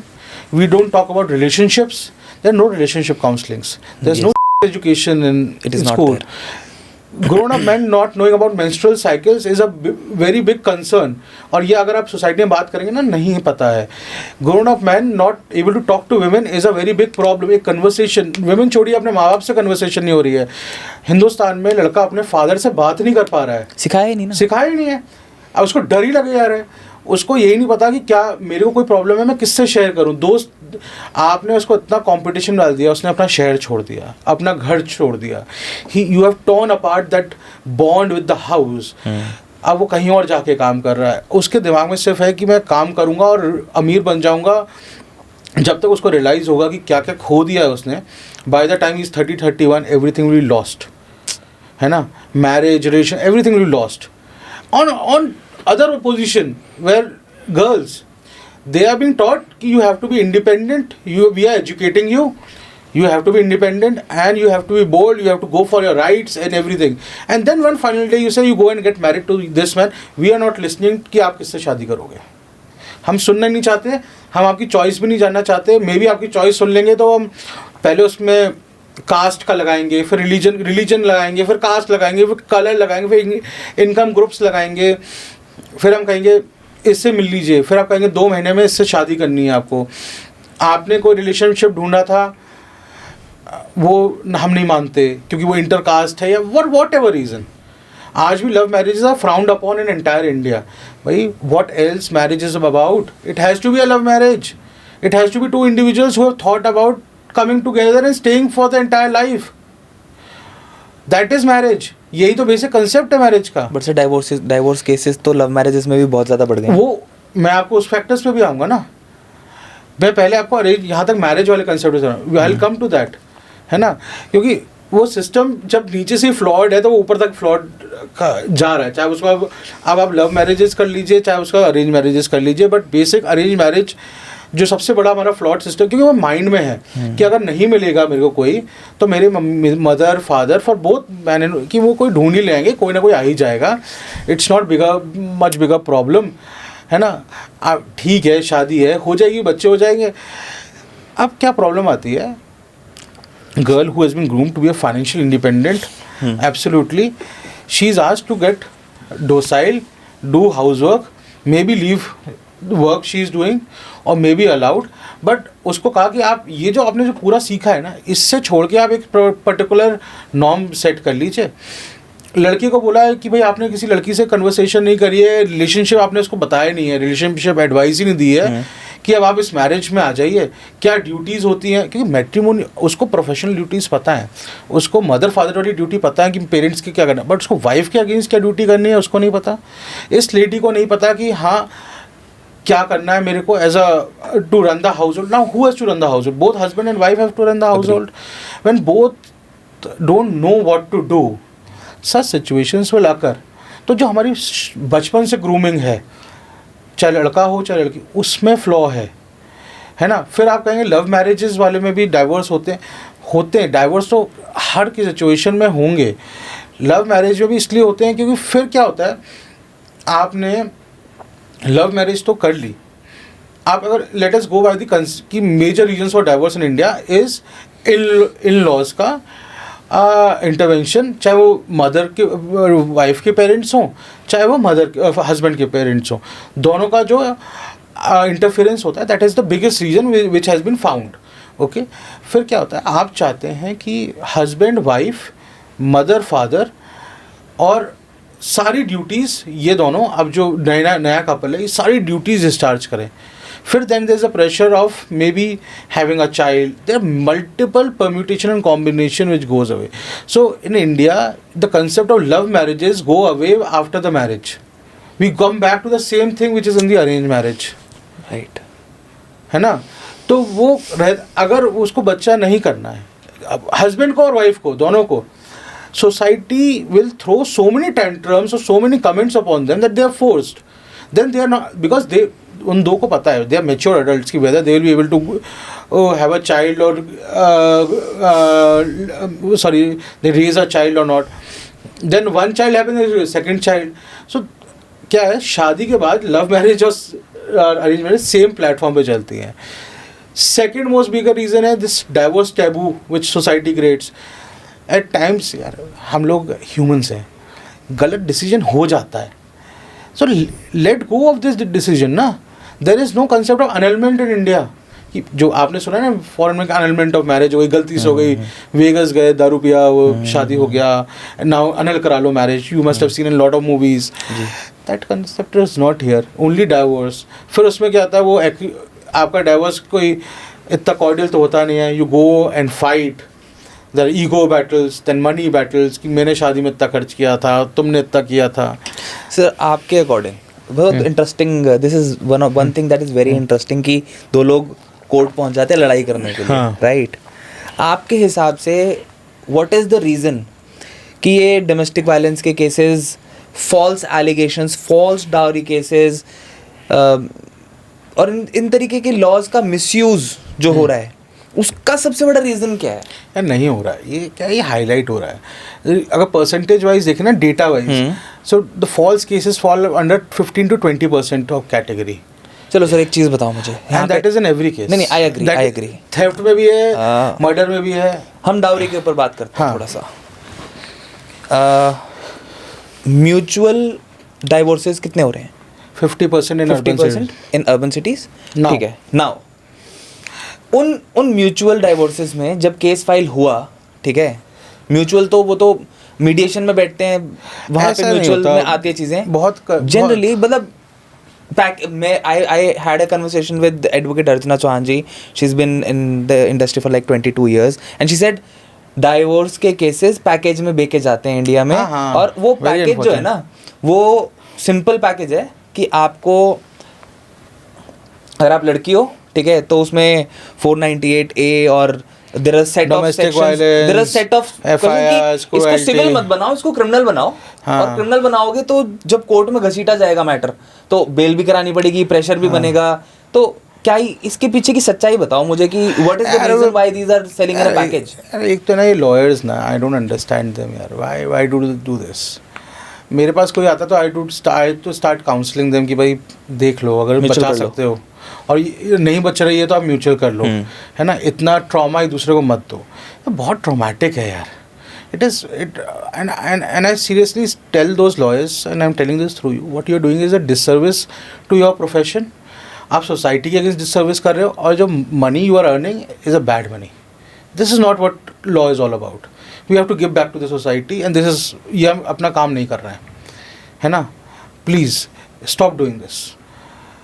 और ये क्यों होता है, इसका एक कारण है, मैं आपको हर चीज़ का एक कारण बता देता हूँ। ये टैबू जो डाइवोर्स का है ना, ये एक बहुत बड़ा टैबू है, उसके पीछे ही ये हो रहा है आज। और आप कह रहे हो म्यूचुअल डाइवोर्स ऐसे नहीं होते हैं। फर्स्ट टाइम म्यूचुअल डाइवोर्स कैसे होता है का रेट है 20% सक्सेस, यानी कि दो लोगों के बीच में कोई लड़ाई हुई। इन अर्बन सिटीज कह रहा हूँ मैं, रूरल में जा ही नहीं रहा हूँ, ठीक है। मैं आपको सब बता रहा हूँ अर्बन सिटीज के पर्सपेक्टिव से। रूरल में बहुत बैड सिचुएशन है, नंबर्स रिपोर्टेड नहीं है, और उनकी सिचुएशन बिल्कुल ही अलग है अर्बन से, क्योंकि वहाँ dowry, domestic violence, dowry deaths आज ही बहुत ज़्यादा, मैरिटल पता नहीं क्या क्या है यहाँ पर। आप क्या होता है, दो हस्बैंड वाइफ में कुछ इशू हुआ, एंड देन जैसे कि हम नहीं रह पाएंगे, फैमिली काउंसलिंग्स होती हैं, तो वो 20% ही सक्सेस है कि म्यूचुअल हो जाता है। जो बाकी 30% जो कह रहे हैं टोटल, वो म्यूचुअल कैसे होता है कि they fight till the end, lower court, high court, supreme court and mediation, and supreme court sends them to mediation centre, और high court sends them, then some light dawns upon them, या mediators अच्छे हैं हमारे यहाँ, वो बताते हैं तब जाके कि हाँ भाई आप इतना पैसा ले लीजिए, आप इतना ले लीजिए, चाइल्ड कस्टडी ले लीजिए, तब जाके वो डाइवोर्स होते हैं। उसको भी हम म्यूचुअल में काउंट करते हैं, है ना। Divorce cases are the most traumatic cases which I have ever seen for any individual. और उसका सोल रीज़न जो है वो ये है कि हम पहली स्टेज पे एक्सेप्ट नहीं करना चाहते कि the marriage is broken down, and we are still afraid in India to adopt practices like marriage counselling, therapy पे आप किसी को जाने का बोलोगे, वो सोचेगा कि मैं पागल हूँ। भाई no, therapy means something else. If you speak to biggest of the industrialist and very successful, they still go to therapy without any marriage issue also, just for the work purpose, so they can unwind themselves. They don't want to talk to any आज के time में क्या है, nuclear family आ गया है। पहले बड़ी family थी कि चाचा, ताऊ, मामा सबको इंक्लूड किया, they used to work it out. Right. आज के टाइम में कोई, सबकी ईगो है, सब फाइनेंशियली इंडिपेंडेंट है, कोई उसको वर्कआउट ही नहीं करना चाहता, और किसी को बताते ही नहीं है, सीधा लड़ाई करने पहुंच जाते हैं, और इतना, और ऐसी स्टेज पे जाते हैं जब सिचुएशन एक्सट्रीमली टॉक्सिक हो जाती है, और वो टॉक्सिक सिचुएशन में एक ना एक पार्टनर ये ड्रास्टिक स्टेप्स लेता है, and then they go to some lawyer. जब वहाँ पर वो जाके वो ये इडियोटिक डाइवोर्स पैकेजेस देने लगते हैं, आई थिंक, बट मैं लेट अस नॉट गो कि क्या हो रहा है। I tell you a solution to this. If there is a problem between two husband and wife, there are many ways situations can be resolved, and there are many occasions. First of all, please speak to your family and friends. I'm sure they will counsel you. And speak to good friends, not somebody who approves कि हाँ तेरे साथ गलत हुआ है.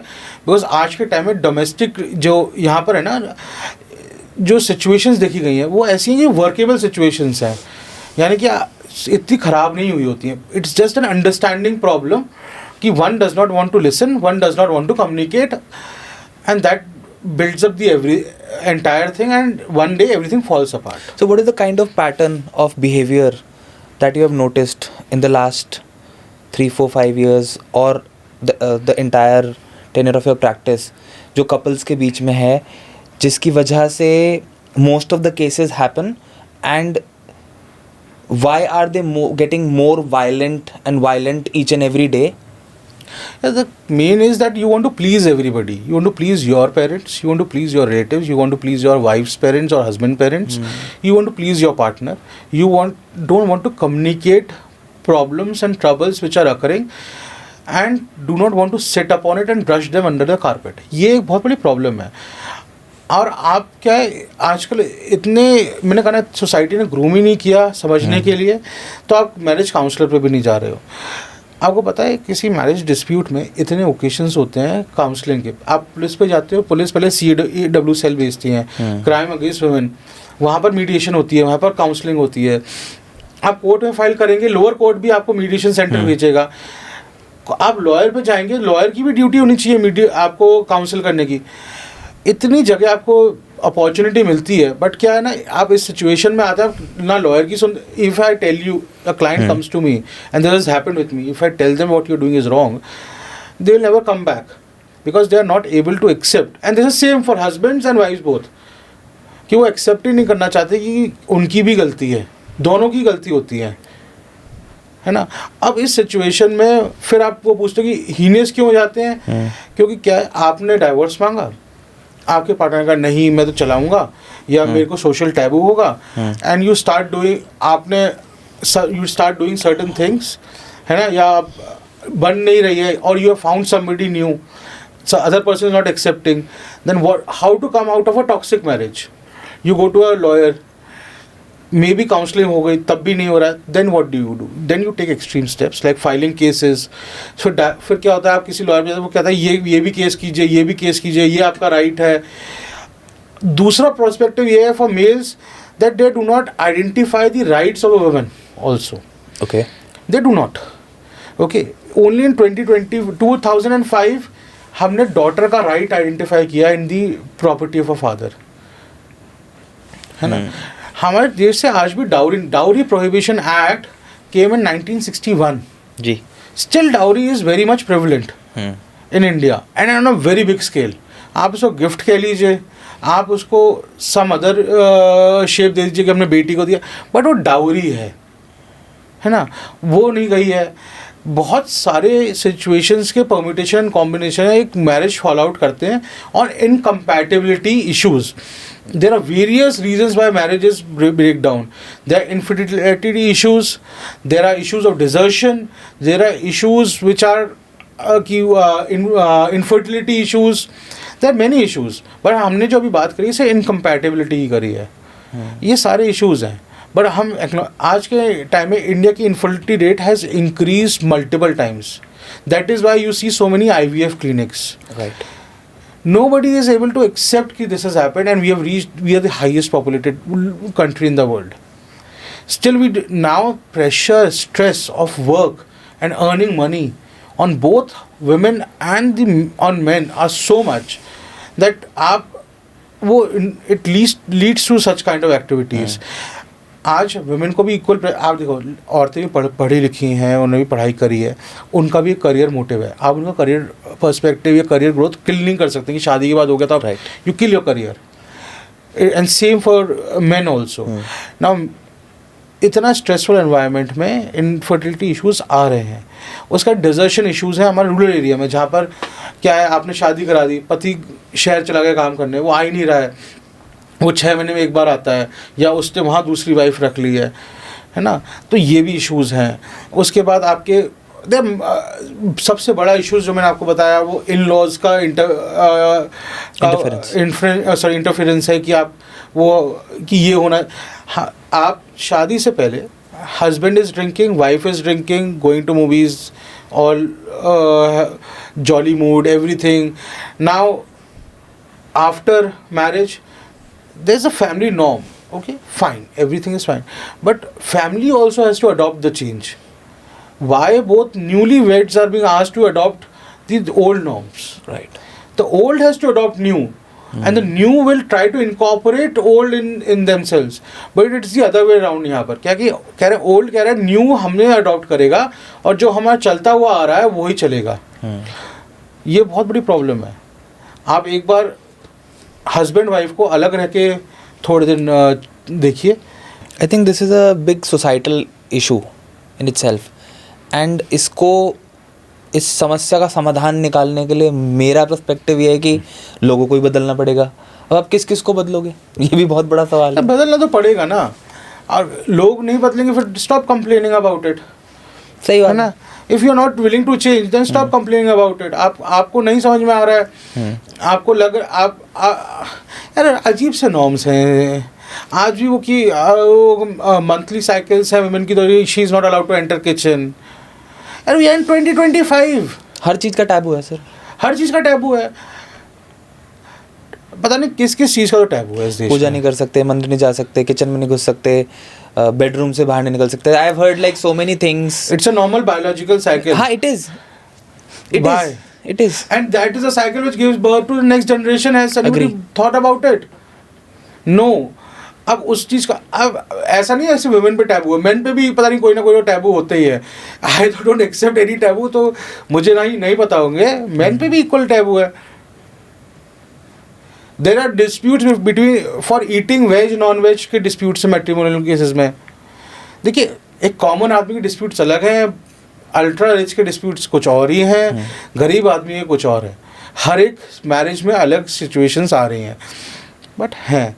आप खुद सोचिए, हस्बैंड वाइफ आप वेज खा रहे हैं, नॉन वेज खा रहे हैं, ये वेज नहीं खाएगा, वो अरे फूड प्रेफरेंस है भाई।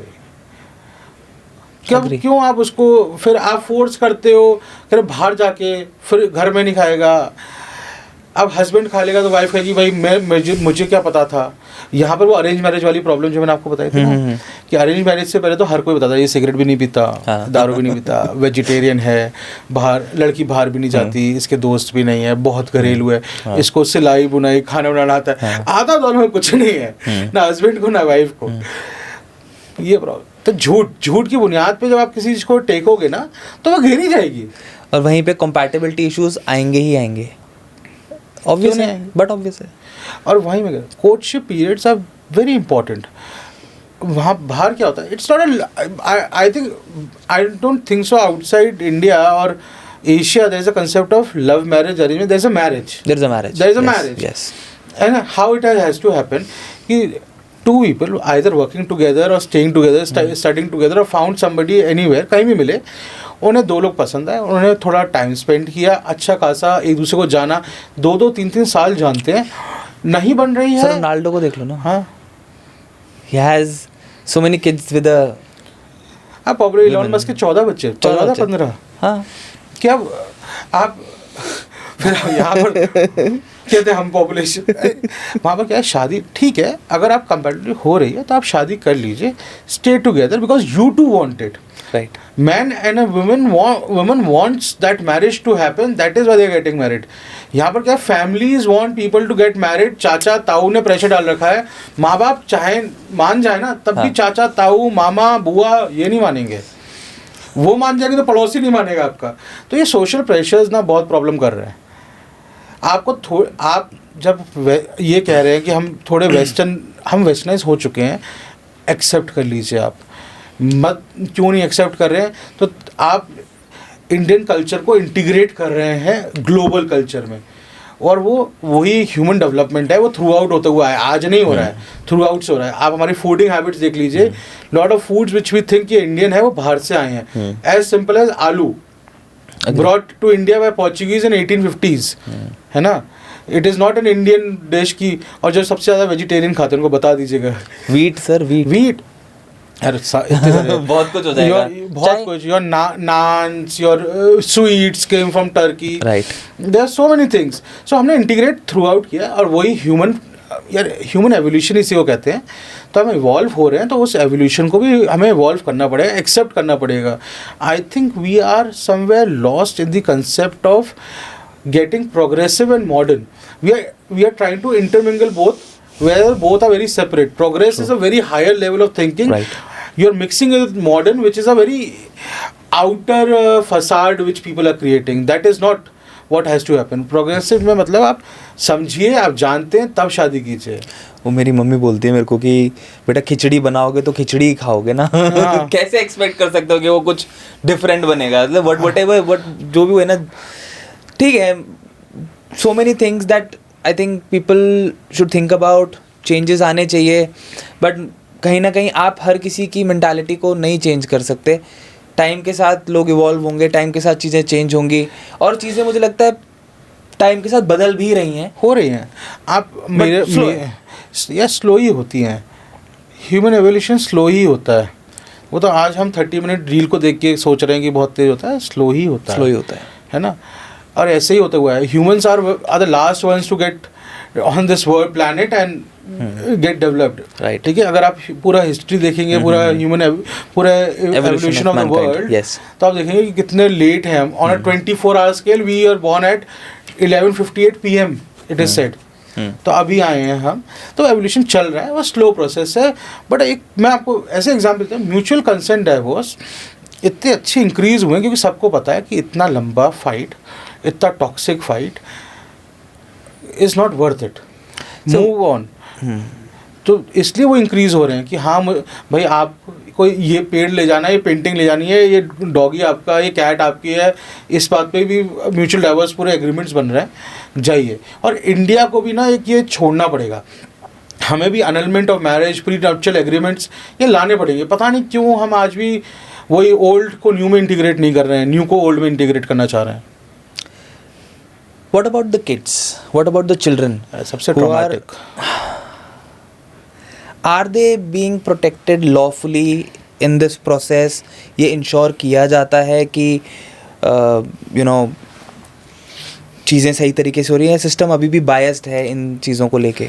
बायस नहीं, एक परसेप्शन है। आई थिंक सबसे ज़्यादा ट्रॉमा बच्चों पे होता है। एंड आई टेल पेरेंट्स कि if your marriage is not working out, don't have kids. कल ही सुप्रीम कोर्ट में एक मैटर चल रहा था। Supreme court took 1.5 hour on a non-miscellaneous day, sorry, on a miscellaneous day. It goes very fast on miscellaneous days, to explain to a wife and a husband कि please think about a kids. 4 महीने की बेटी है एक, और एक 4 साल की है। 1.5 घंटा लगाया सुप्रीम। देख, कोर्ट्स लॉयर्स अपना काम करते हैं अच्छे लेवल पे। हम जो अच्छे लॉयर्स और अच्छे जजेस होते हैं ना, वो चाहते हैं कि मैरिज बच जाए या कुछ सॉल्यूशन निकल जाए, कि सब एमिकेबली हो जाए। ये जो परसेप्शन बनाना है, कोर्ट्स नहीं चाहते, लॉयर्स, ये गलत है। हर प्रोफेशन में कुछ लोग गलत होते हैं, कुछ लोग सही होते हैं, बट मेजरली सब लोग चाहते हैं कि एमिकेबल हो जाए। बट ये है कि जनता नहीं सुनती है। तो अब देखिए, जब तक बच्चा 5 या 7 साल से नीचे का होता है तो मदर को मेजरली कस्टडी दी जाती है। जब तक कोई मेजर कंसर्न ना हो कि मदर का कोई क्रिमिनल पास्ट हो या financial instability, all those things ना हो, तो मदर को दी जाती है। उसके बाद बच्चे की राय ली जाती है। बट सबसे ज़्यादा ट्रॉमा ना उन बच्चों पे ही होता है, क्योंकि यार क्या क्या क्या लाइफ रह जाती होगी, आप सोचिए। फादर है, मदर है, आप या तो फादर की कस्टडी में है, मदर की में है ना। फिर अगर father remarries, then he has a kid, then उस मदर का क्या पर्सपेक्टिव रहेगा, या वाइफ रीमैरीज, हस्बैंड है, उनके 2 बच्चे होते हैं, उसका क्या perspective, steps sisters and brothers.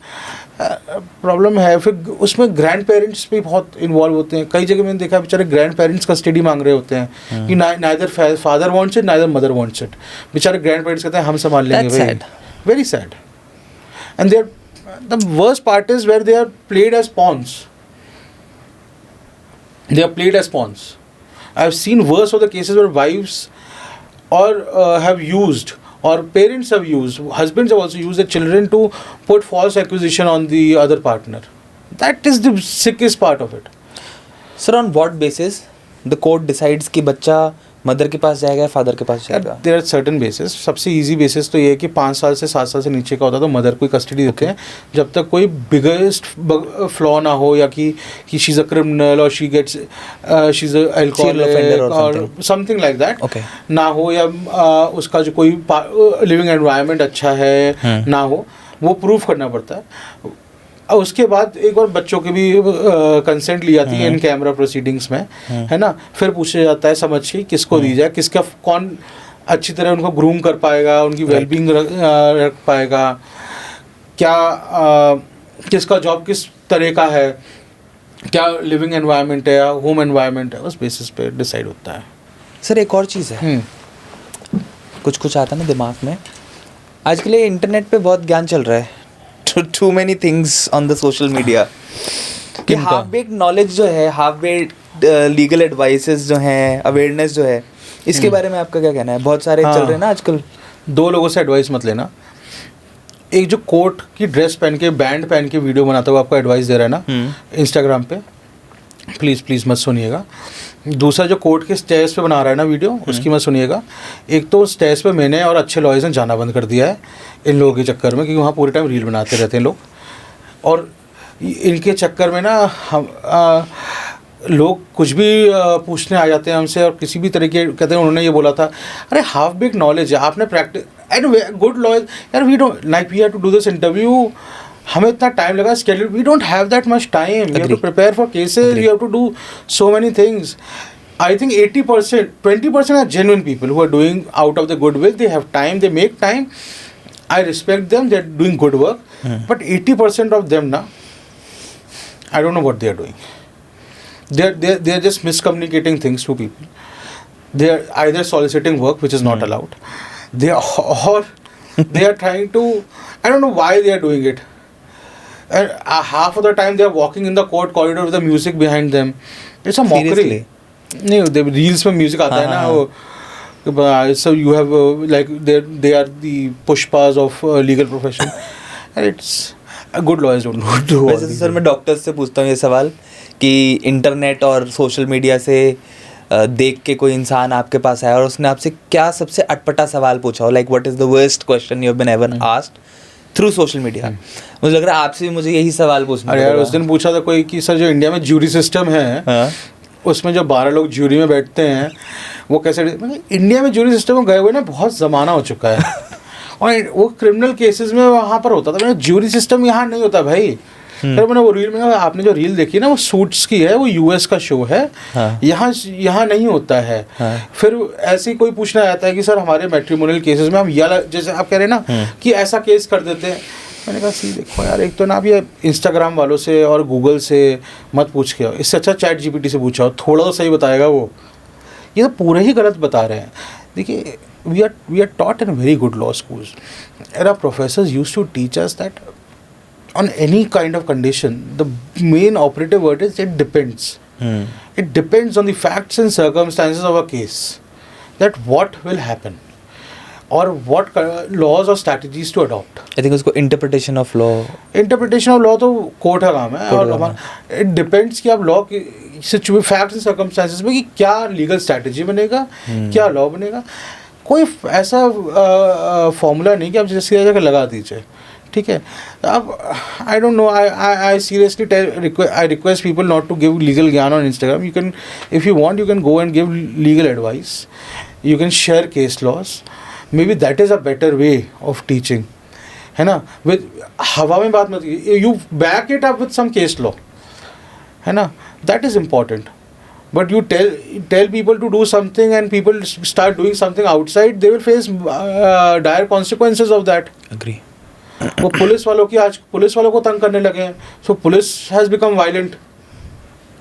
You have seen ना वीडियो कि आप इसकी वीडियो बना लीजिए, ये दिखा दीजिए. भाई if you talk very politely to police as you a common man, he is already having so much on his plate, he will not trouble you. Agree. And specially not on a small issue like challan. But what people do is take out the camera and then tell him कि ये मेरा digi locker etc and do all kind of stuff. From where? From reels. It doesn't happen. So, there are very funny stories. The other day somebody was telling me मेरे Miranda rights नहीं बताया. Miranda rights नहीं पढ़े हैं. वो क्या होता है? You have to right to remain silent, anything you say. ये क्या बात है, इंडिया में थोड़ी होता है यार, बाहर भी नहीं होता है, कहीं नहीं होता है ये.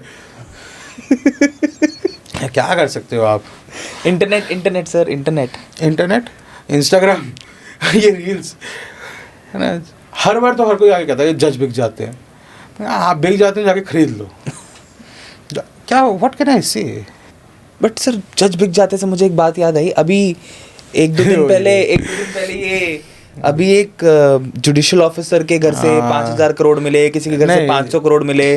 आई don't know the exact number, but I was reading it in the like papers. And papers तो कहाँ रह गए आजकल, वो सोशल मीडिया पे ही सब हो गया. So I was reading this article and it said there was this judicial officer, high court judicial officer, जिनके जज जिनके घर से 500 करोड़ या पता नहीं 300 करोड़ रुपए मिले. तो फिर आप कह रहे हो कि जज बिकते नहीं है.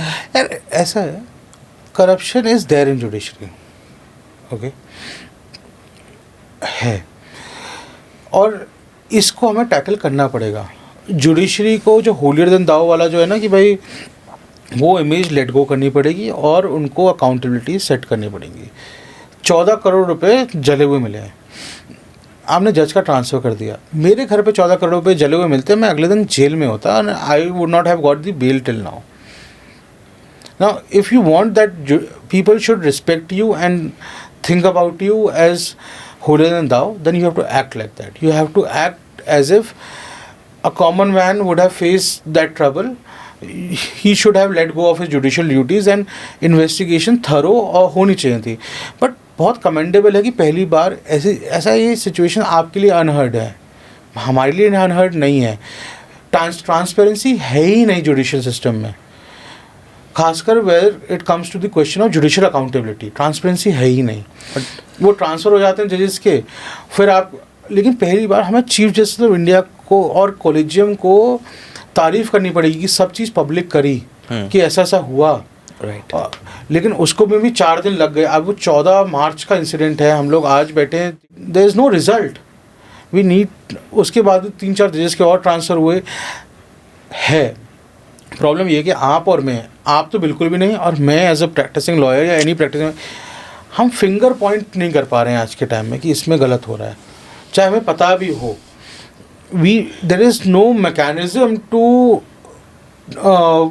पुट दैट जज in that category of investigation. That is a bigger problem. I think red tapism and corruption उस लेवल तक पहुंच चुका है कि अगर कोई आवाज़ उठाता है तो फिर उसके आवाज़ को ही चुप कर दिया जाता है. विसल ब्लोअर एक्ट क्या हुआ आपका, क्या करते हो विसल ब्लोअर्स का, उसको ही आप प्रोसिक्यूट करने लगते हो, है ना. बहुत प्रॉब्लम है. आप देखिए लोअर जुडिशरी में तो बहुत ज़्यादा प्रॉब्लम है, ये तो है, बहुत ज़्यादा प्रॉब्लम है यार. अतुल सुभाष वाले केस में वो ऑनलाइन कह रहा है, अपने डाइंग डिक्लेरेशन में दे रहा है. आपने क्या जुडिशियल पब्लिक पे तो ट्रांसपेरेंसी रखी है कि हमने ये इन्वेस्टिगेशन करी है, ये हमारी तहकीकात है, उससे ये रिज़ल्ट आया है, चाहे झूठ हो सही हो. बट आप ये कह रहे हो कि जजेस को छूना ही बिल्कुल मना है, वो गलत है. सर यहीं से मेरे दिमाग पे ना, this case was very disturbing. मतलब कहीं ना कहीं लोगों के मन में आक्रोश था. चलो ठीक है यार, लोगों के मन में आक्रोश होता है, लोग परेशान होते हैं, सबकी लाइफ में अपनी परेशानियां बहुत हैं, सब लोग 4 दिन में भूल जाते हैं. कहीं ना कहीं मैं ये समझना चाहता हूँ कि जो इस तरीके के केसेस होते हैं, डाइवोर्स केसेस होते हैं, डोमेस्टिक वायलेंस के केसेस होते हैं, इन केसेस में कितना यू नो मेंटली और फाइनेंशियली इंसान ड्रेन और स्ट्रेन आउट हो जाता है. और साथ में I also want to understand कि हैव यू एवर एक्सपीरियंस्ड, हमने न्यूज़ में तो देखा ही, but have you ever personally experienced because of such cases, कोई इंसान डिप्रेशन, एंजाइटी या कंडीशन तक पहुंच गया हो? यार इसमें नहीं, हर जहाँ भी लिटिगेशन में जहाँ कॉर्पोरेट्स इन्वॉल्व होते हैं, बड़ी कंपनीज, उनको कोई फ़र्क नहीं पड़ता. बट इंडिविजुअल्स के लिए लिटिगेशन ना बहुत एक्सपेंसिव प्रोसेस है, प्लस बहुत कम्बरसम प्रोसेस है, बहुत ही लेंथी प्रोसेस है. They should try to find out ways जहाँ प्री लिटिगेशन मीडिएशन और इन सब से सॉल्यूशन हो जाए. इतना लंबा चलता है मैटर, इतना फाइनेंशियली ड्रेन कर देता है इंसान को कि आप सोचिए फाइनेंशियली तो इम्बैलेंस हो ही जाते हैं, मेंटली इतना स्ट्रेस्ड है, आपको कोर्ट जाना है, यार कोई भी कोर्ट नहीं जाना चाहता। कोर्ट में आपको जज कुछ बोल रहा है, वकील कुछ बोल रहा है, आप पे एक्विजिशन और लग रहे हैं, चाहे हस्बैंड हो चाहे वाइफ हो। ऐसा नहीं है वाइफ हस्बैंड पे लगा रही है, हस्बैंड भी वाइफ पे लगा रहे हैं एक्विजिशन, है ना। It goes both ways. आप ये कह रहे हैं कि हस्बैंड गलत था या वाइफ गलत थी, दोनों ही गलत हो। एक टाइम पे एक इंसान सही भी हो सकता है, गलत भी हो सकता है, आपका पॉइंट ऑफ व्यू है ना। और यही प्रॉब्लम है। तो फाइनेंशियली तो इट ड्रेन्स यार। They see how big a fight it is. Lower court यानी family courts, then you go to high court, then supreme court. ये सब एक केस का क्रोनोलॉजी है। सेम आपकी क्रिमिनल की है, सेम आपकी डोमेस्टिक वायलेंस एक्ट की है, सेम आपने कोई और इंटरम आपने क्रुएल्टी का डाइवोर्स डाला हुआ है, रेस्टिट्यूशन ऑफ कॉन्जुगल राइट्स का है, उसकी है, चाइल्ड कस्टडी की भी सेम है। इतनी पैरेलल प्रोसीडिंग्स हो जाती हैं, आप कितना पैसा देंगे लॉयर। तभी वो डाइवोर्स पैकेज वाला कंसेप्ट कुछ लॉयर्स ने बनाया है। May be that is the reason. और इंडिया में आज भी लीगल बैटल्स फंडिंग का कंसेप्ट है नहीं, या कंटिजेंसी बेस्ड फीस नहीं है। लीगल एड बिल्कुल भी लीगल एड अलग होता है। लीगल फाइनेंसिंग यानी कि लीगल फाइनेंसिंग कमर्शियल मैटर्स में आती है बाहर। यानी कि मेरा और आपका डिस्प्यूट है, दो बॉडी कॉर्पोरेट्स हैं, मैं एक फाइनेंसर पे गया, क्योंकि ये तो कुछ भी महंगी नहीं है। International arbitration very very expensive. एक हियरिंग में हमने 2-3 करोड़ रुपए खर्च किया है। Think about it, going to Paris, taking a senior counsel, उसकी first class flight, business class flights, 7 lawyers की टीम, वहाँ पर इंटरनेशनल काउंसिल को हायर करना, एक हियरिंग में 2-3 करोड़ रुपए खर्च हो जाता है। तो ये तो कुछ भी नहीं है। बट वहाँ पर कॉर्पोरेट्स हैं, इसलिए वो फंडिंग इंटरनेशनली आ जाती है, लोग स्पॉन्सर कर देते हैं, they buy out the litigation and they see whatever comes. But वो सिर्फ इंटरनेशनल, इंडिया में अलाउड नहीं है, इंटरनेशनली आर्बिट्रेशंस में अलाउड हो जाता है। So what about the economical weaker section जो इंडिया में है? यार legal aid is there. Legal aid कितना सपोर्ट करती है, कितना फाइनेंशियल सपोर्ट करती है? Young lawyers are doing good job there. Pro bono cases pro bono cases हम भी करते हैं। जैसे जो हमारे पास आता है जो वीकर सेक्शन पे, हर कोई आके ये कहता है हमारे पास पैसे नहीं है, but we know who generally does not have it and we try to help them out. साल में कितने प्रो बोनो केसेस करते हो सर आप? यार टू बी वेरी ट्रू हमारे पास यही नहीं पता हम साल में कितने केसेस करते भी हैं, क्योंकि हमारे पास दिन के 50-60 केसेस होते हैं। We are not keeping now at this point, we are not keeping any counts. But अगर हमारे पास कोई ये कहता है कि आज मेरे पास पैसे नहीं फीस देने के, कल दे दूंगा, या मेरे पास है ही नहीं, तो हम जेन्युइनली कर देते हैं। लेकिन but that person should be a genuinely a person जिसका मीन्स नहीं है, यानी कि कॉलेज स्टूडेंट है, इकोनॉमिकली वीकर सेक्शन से आता है, बिल्कुल ही हेल्पलेस है, उसकी डेफिनेटली हेल्प करते हैं। हाँ सर्टनली कमर्शियल मैटर्स में आप नहीं करोगे ये, क्योंकि कमर्शियल मैटर्स में money is involve. That person has paid 1 crore 2 crore 50 lakhs, so he cannot say he is not from means. He does not want to pay a good fee to any good lawyer. बस उसका वो होता है, अच्छे doctor को भी fees नहीं देना चाहता आदमी, वो प्रॉब्लम है। बट वी हेल्प यार, अच्छा लॉयर हेल्प करता है। एक और मैं पर्सनल पर्सपेक्टिव लेना चाहता हूँ sir. I have seen a lot of lawyers, अपनी जितनी भी मेरी अभी तक मैंने लाइफ देखी है, एंड मैंने ना ऐसे लॉयर्स भी देखे हैं। आप बहुत डिफरेंट आपने बात करी, इसलिए मैं इस कन्वर्सेशन को बीच में लाना चाहता हूँ। आई हैव सीन लॉयर्स जो अपने चैम्बर में लोगों को बिठा के उनको बहुत छोटे छोटे अमाउंट्स के लिए जलील भी कर देते हैं। क्या माइंडसेट है इसके पीछे? इज़ इट दैट एंड ऐसा भी नहीं है कि they are not well to do. I have personally seen, वकील साहब सुनेंगे भी इसको, उम्मीद है, कि एक औरत जो the lady was not from a very you know good financial background, maybe और maybe not, I am not the person to जज दैट, राइट, बट उन्होंने उसको इतना जलील कर दिया एक तारीख के पैसे के लिए कि थोड़ी देर बाद मुझे ही अंदर से फील होने लगा कि यार should I be a person to come forward and support. इसका मैं आंसर दूंगा ना तो बहुत गलत पर्सपेक्टिव लगेगा, बट उसका आंसर है ना सही भी है। सही आंसर वही है जो मैं देना चाहता हूँ, बट कॉमन पब्लिक को ना समझ में नहीं आएगा, क्योंकि वो वहाँ बैठे नहीं हुए हैं and they have not seen so many things, है ना। और मैंने भी नहीं देखा है, क्योंकि मैं I am not that kind of people who come to me are very well to do HNI and ultra HNI, but यार we have gone through entire phase. तो हमने अपने इंटर्नशिप्स में या हमें बहुत अर्ली फेज में ये देखा हुआ है। एंड इंडिया में ना लोगों को, अगर एक ट्रू प्रोफेशनल है ना तो वो ट्रबल नहीं करता है, छोड़ देता है। बट क्या है, लोग ना, आप लोअर कोर्ट्स नहीं गए हैं, लोअर कोर्ट्स में आप किसी लोअर कोर्ट लॉयर को बुलाइए, उनसे पूछेगा तो बताएंगे यार people are very very intelligent, Indian people are very intelligent, but just वो अपनी इंटेलिजेंस सही जगह नहीं लगाते। सो गाँव से जो आता है और बहुत अच्छा भी होगा, so he is particularly not wearing a shirt which is looking nice, वो अपने बटन उल्टे नीचे लगा के आएगा एंड ऑल, और वो नहीं देना चाहेगा फीस, क्योंकि उसका माने कि फीस नहीं देना। ये लोअर कोर्ट से बहुत बड़ी प्रॉब्लम है। In fact I remember we are doing a legal aid matter and we went to a lower court and this lawyer, जैसे आप बता रहे, मुझे बहुत बुरा लगा, बट वो बोला वकील साहब आपको पता है ये हर जवार है ना पैसे लेके आता है मेरे को देने के लिए और नई नई जगह छुपा लेता है, उसने मोचे में पैसे छुपा रखे थे।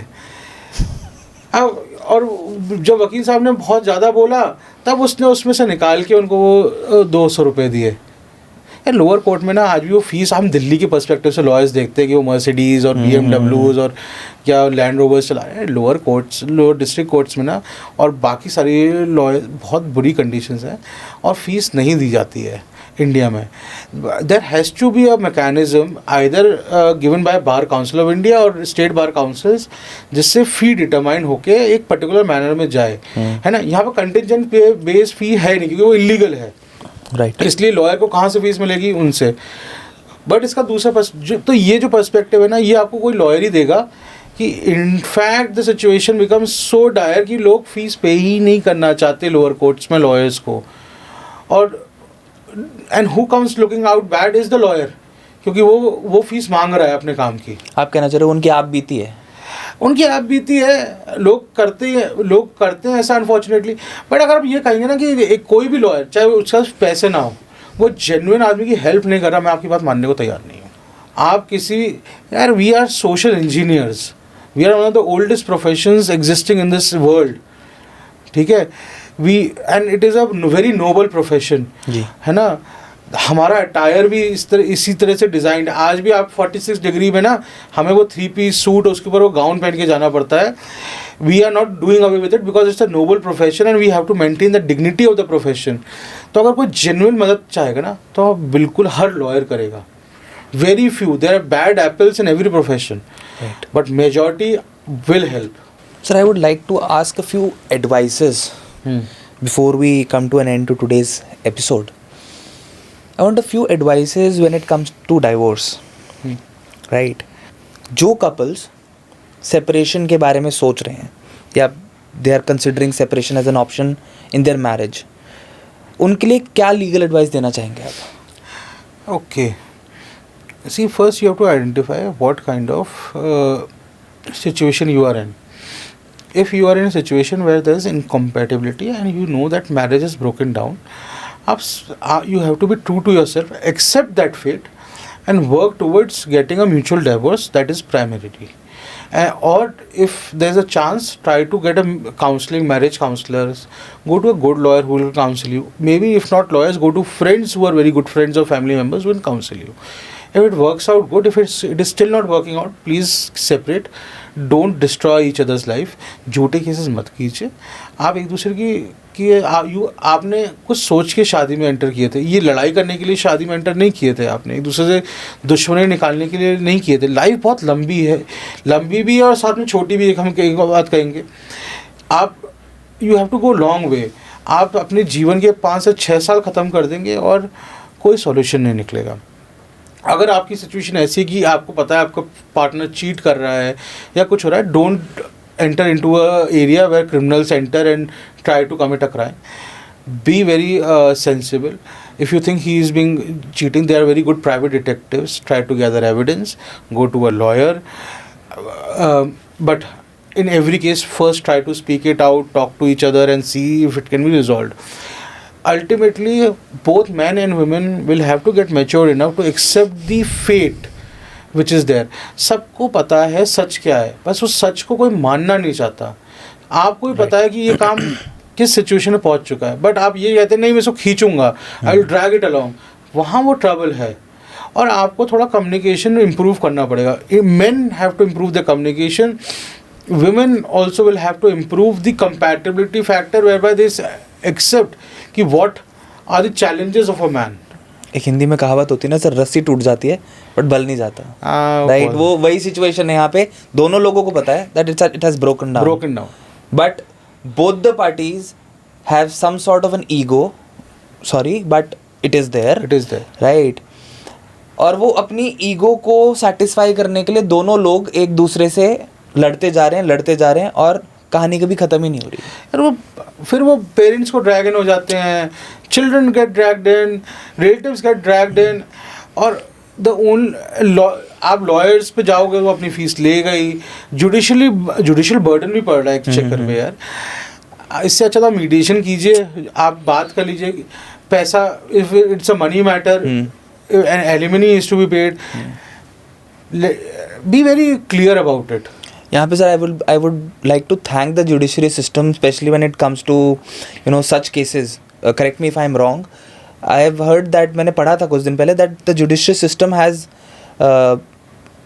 सेड कि अब अगर ये जो डोमेस्टिक वायलेंस के केसेस होते हैं और इस तरह के केसेस होते हैं, इनमें आप दूर के रिश्तेदारों को इंक्लूड नहीं कर सकते. अरे वो करते, ये तो 498 का सबसे बड़ा ट्रबल था. It was a very beautiful section, it saved lot of women. हमारे यहाँ डोमेस्टिक वायलेंस बहुत हाई लेवल पे है, अभी भी है. In fact 1 in 3 women face domestic violence, physical domestic violence. 1 in 3 है ना. हमारी डाउरी डेथ्स 2019 से 2022 जो डेटा है has been 35,500 dowry related deaths. से ऐसा नहीं है कि एवरीथिंग इज हंकी डोरी, सिर्फ ये हो रहा. Dowry is still a problem, domestic violence is still a problem. A person who has seen his mother getting beaten up, he thinks that is correct, or accepting that, or thinking that is a very cool norm. I don't know कि what is there to be macho about it. Why Indian men wants to be macho about beating somebody, or women. Now women, it has come the other side also, that women are beating men. क्या है इसमें? Who gave you a right to beat anybody? सही कह रहे हो, है ना. आप ऑफिस जाते हैं, अपने बॉस को पे चिल्ला के दिखाइए ना, आपको ऑफिस से बाहर ना निकाल दे वो. वहाँ तो आपकी सिट्टी पिट्टी गोल हो जाती है, वहाँ तो आप कुछ कह नहीं पाते, वहाँ तो आप बिल्कुल चूहे की तरह छुप जाते हैं. But to on a weaker person, चाहे मैन हो, चाहे हस्बैंड हो, चाहे वाइफ हो, आप उधर स्ट्रेंथ दिखाना चाहते हैं. यार नंबर्स हमारे जो इंडिया के हैं ऑन डोमेस्टिक वायलेंस बहुत ही सैड हैं, बहुत सैड है सर. हमारे यहाँ असॉल्ट के नंबर्स बहुत bad. 86 women get sexually assaulted per day in India. 86 ही हमारे रिलेटेड क्राइम्स बहुत ज़्यादा हैं. हमारे यहाँ डाउरी आज भी जाने को तैयार नहीं है किसी भी कीमत पर. आप चाहे कुछ भी कर लीजिए यार. डाउरी डेथ्स वाज अब थोड़ी कम हुई हैं, वरना इतना बुरा हाल था कि हैंगिंग, चाइल्ड बर्थ में असिस्ट ना करना, बर्निंग डेथ्स, कितना घर से बाहर निकाल देते थे, डिजर्ट कर देते कि नहीं तुम जाओ डाउ. यार क्या प्रॉब्लम्स हैं ये प्रॉब्लम्स. आप फिर कहना चाहते हैं हम मॉडर्न, अब बड़ी इकनॉमी, 5 ट्रिलियन इकनॉमी बनेंगे. ऐसे बनेंगे हम 5 ट्रिलियन इकनॉमी? ऐसे आप फिर अब ऐसी मैरिज कंटिन्यू करना चाहते हैं किस पैसे के बेसिस पे? सर क्या मीडिएशन या काउंसलिंग मैंडेटरी हो जानी चाहिए कोर्ट प्रोसीडिंग से पहले? मैंडेटरी है. ओके, हर तरह से मैंडेटरी है. आप किसी भी कोर्ट जाइए, आप लोअर कोर्ट जाएंगे वो आपको मीडिएशन भेजेगा, आप हाई कोर्ट जाएंगे, लोअर कोर्ट में हारने जीतेंगे वो आपको मीडिएशन भेजेंगे, आप सुप्रीम कोर्ट में ट्रांसफर पिटिशन डालेंगे वो आपको मीडिएशन. हर जगह आपको मीडिएशन भेजा जाता है. कोर्ट्स अटेम्प्ट करते हैं, लॉयर्स भी अच्छे अटेम्प्ट करते हैं, पुलिस भी अटेम्प्ट करती है. अगर आप पुलिस पे कंप्लेंट लेके जाएंगे आज 498A की, अनटिल की डेथ नहीं हुई है या ऐसा कुछ नहीं हुआ है, तो वो आपको पहले CAW cell, crime against women के पास इन मीडिएशन सेंटर भेजेंगे, जहाँ मीडिएशन करके ट्राई किया जाएगा. और मीडिएशन सेंटर्स बहुत अच्छे होते हैं, बहुत अच्छी तरह से काम समझाते हैं, वो रियलिटी चेक देते हैं. तो मीडिएशन हैं. सर ऐसा कोई एक्सक्लूजन है जिसमें मीडिएशन ना होता हो? या डाउरी डेथ में नहीं होता होगा क्योंकि the other person has died, या ऐसे जैसे आपने ये अभी मेरठ वाले केस देखे, इसमें क्या मीडिएशन होगा? राइट. बट डाइवोर्स केसेस में तो 100 जहाँ 2 लोग सेपरेट होना चाहते. So that is was my question, why somebody wants to kill somebody on in a case जहाँ पर सिविल राइट्स हैं आपके पास. ऐसा तो नहीं है कि कोर्ट्स ने और देश ने बोल दिया डाइवोर्स नहीं हो सकता। सर यही समझने वाली बात है ना, यही चीज़ तो समझ में नहीं आ रही ना। वो टैबू है डाइवोर्स का, वही सोसाइटी का कि डाइवोर्स केस क्यों बढ़ रहे हैं। अरे अच्छी बात है भाई, अच्छी बात है एक तरह से कि भाई लोग नहीं कंपैटिबिलिटी है, सेपरेट हो जा रहे हैं, फिर कहीं ना कहीं लालच नहीं है किसका, पैसे का, कि डाइवोर्स केसेस नहीं कि दूसरा आदमी चला रास्ते से जाए। आदमी को साफ कर boss, I must tell everybody through you, you are not a hardened criminal.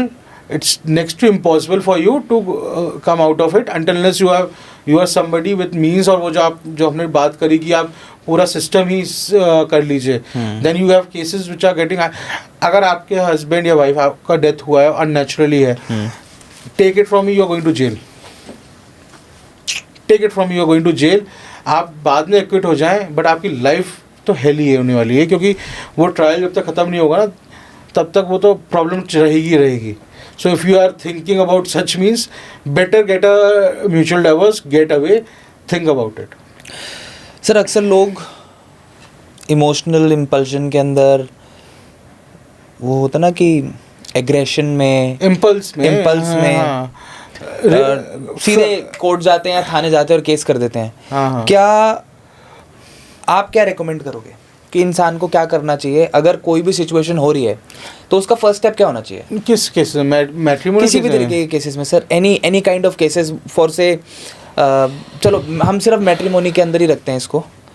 Matrimony के केसेस में फर्स्ट स्टेप क्या होना चाहिए, क्या करना चाहिए इंसान को?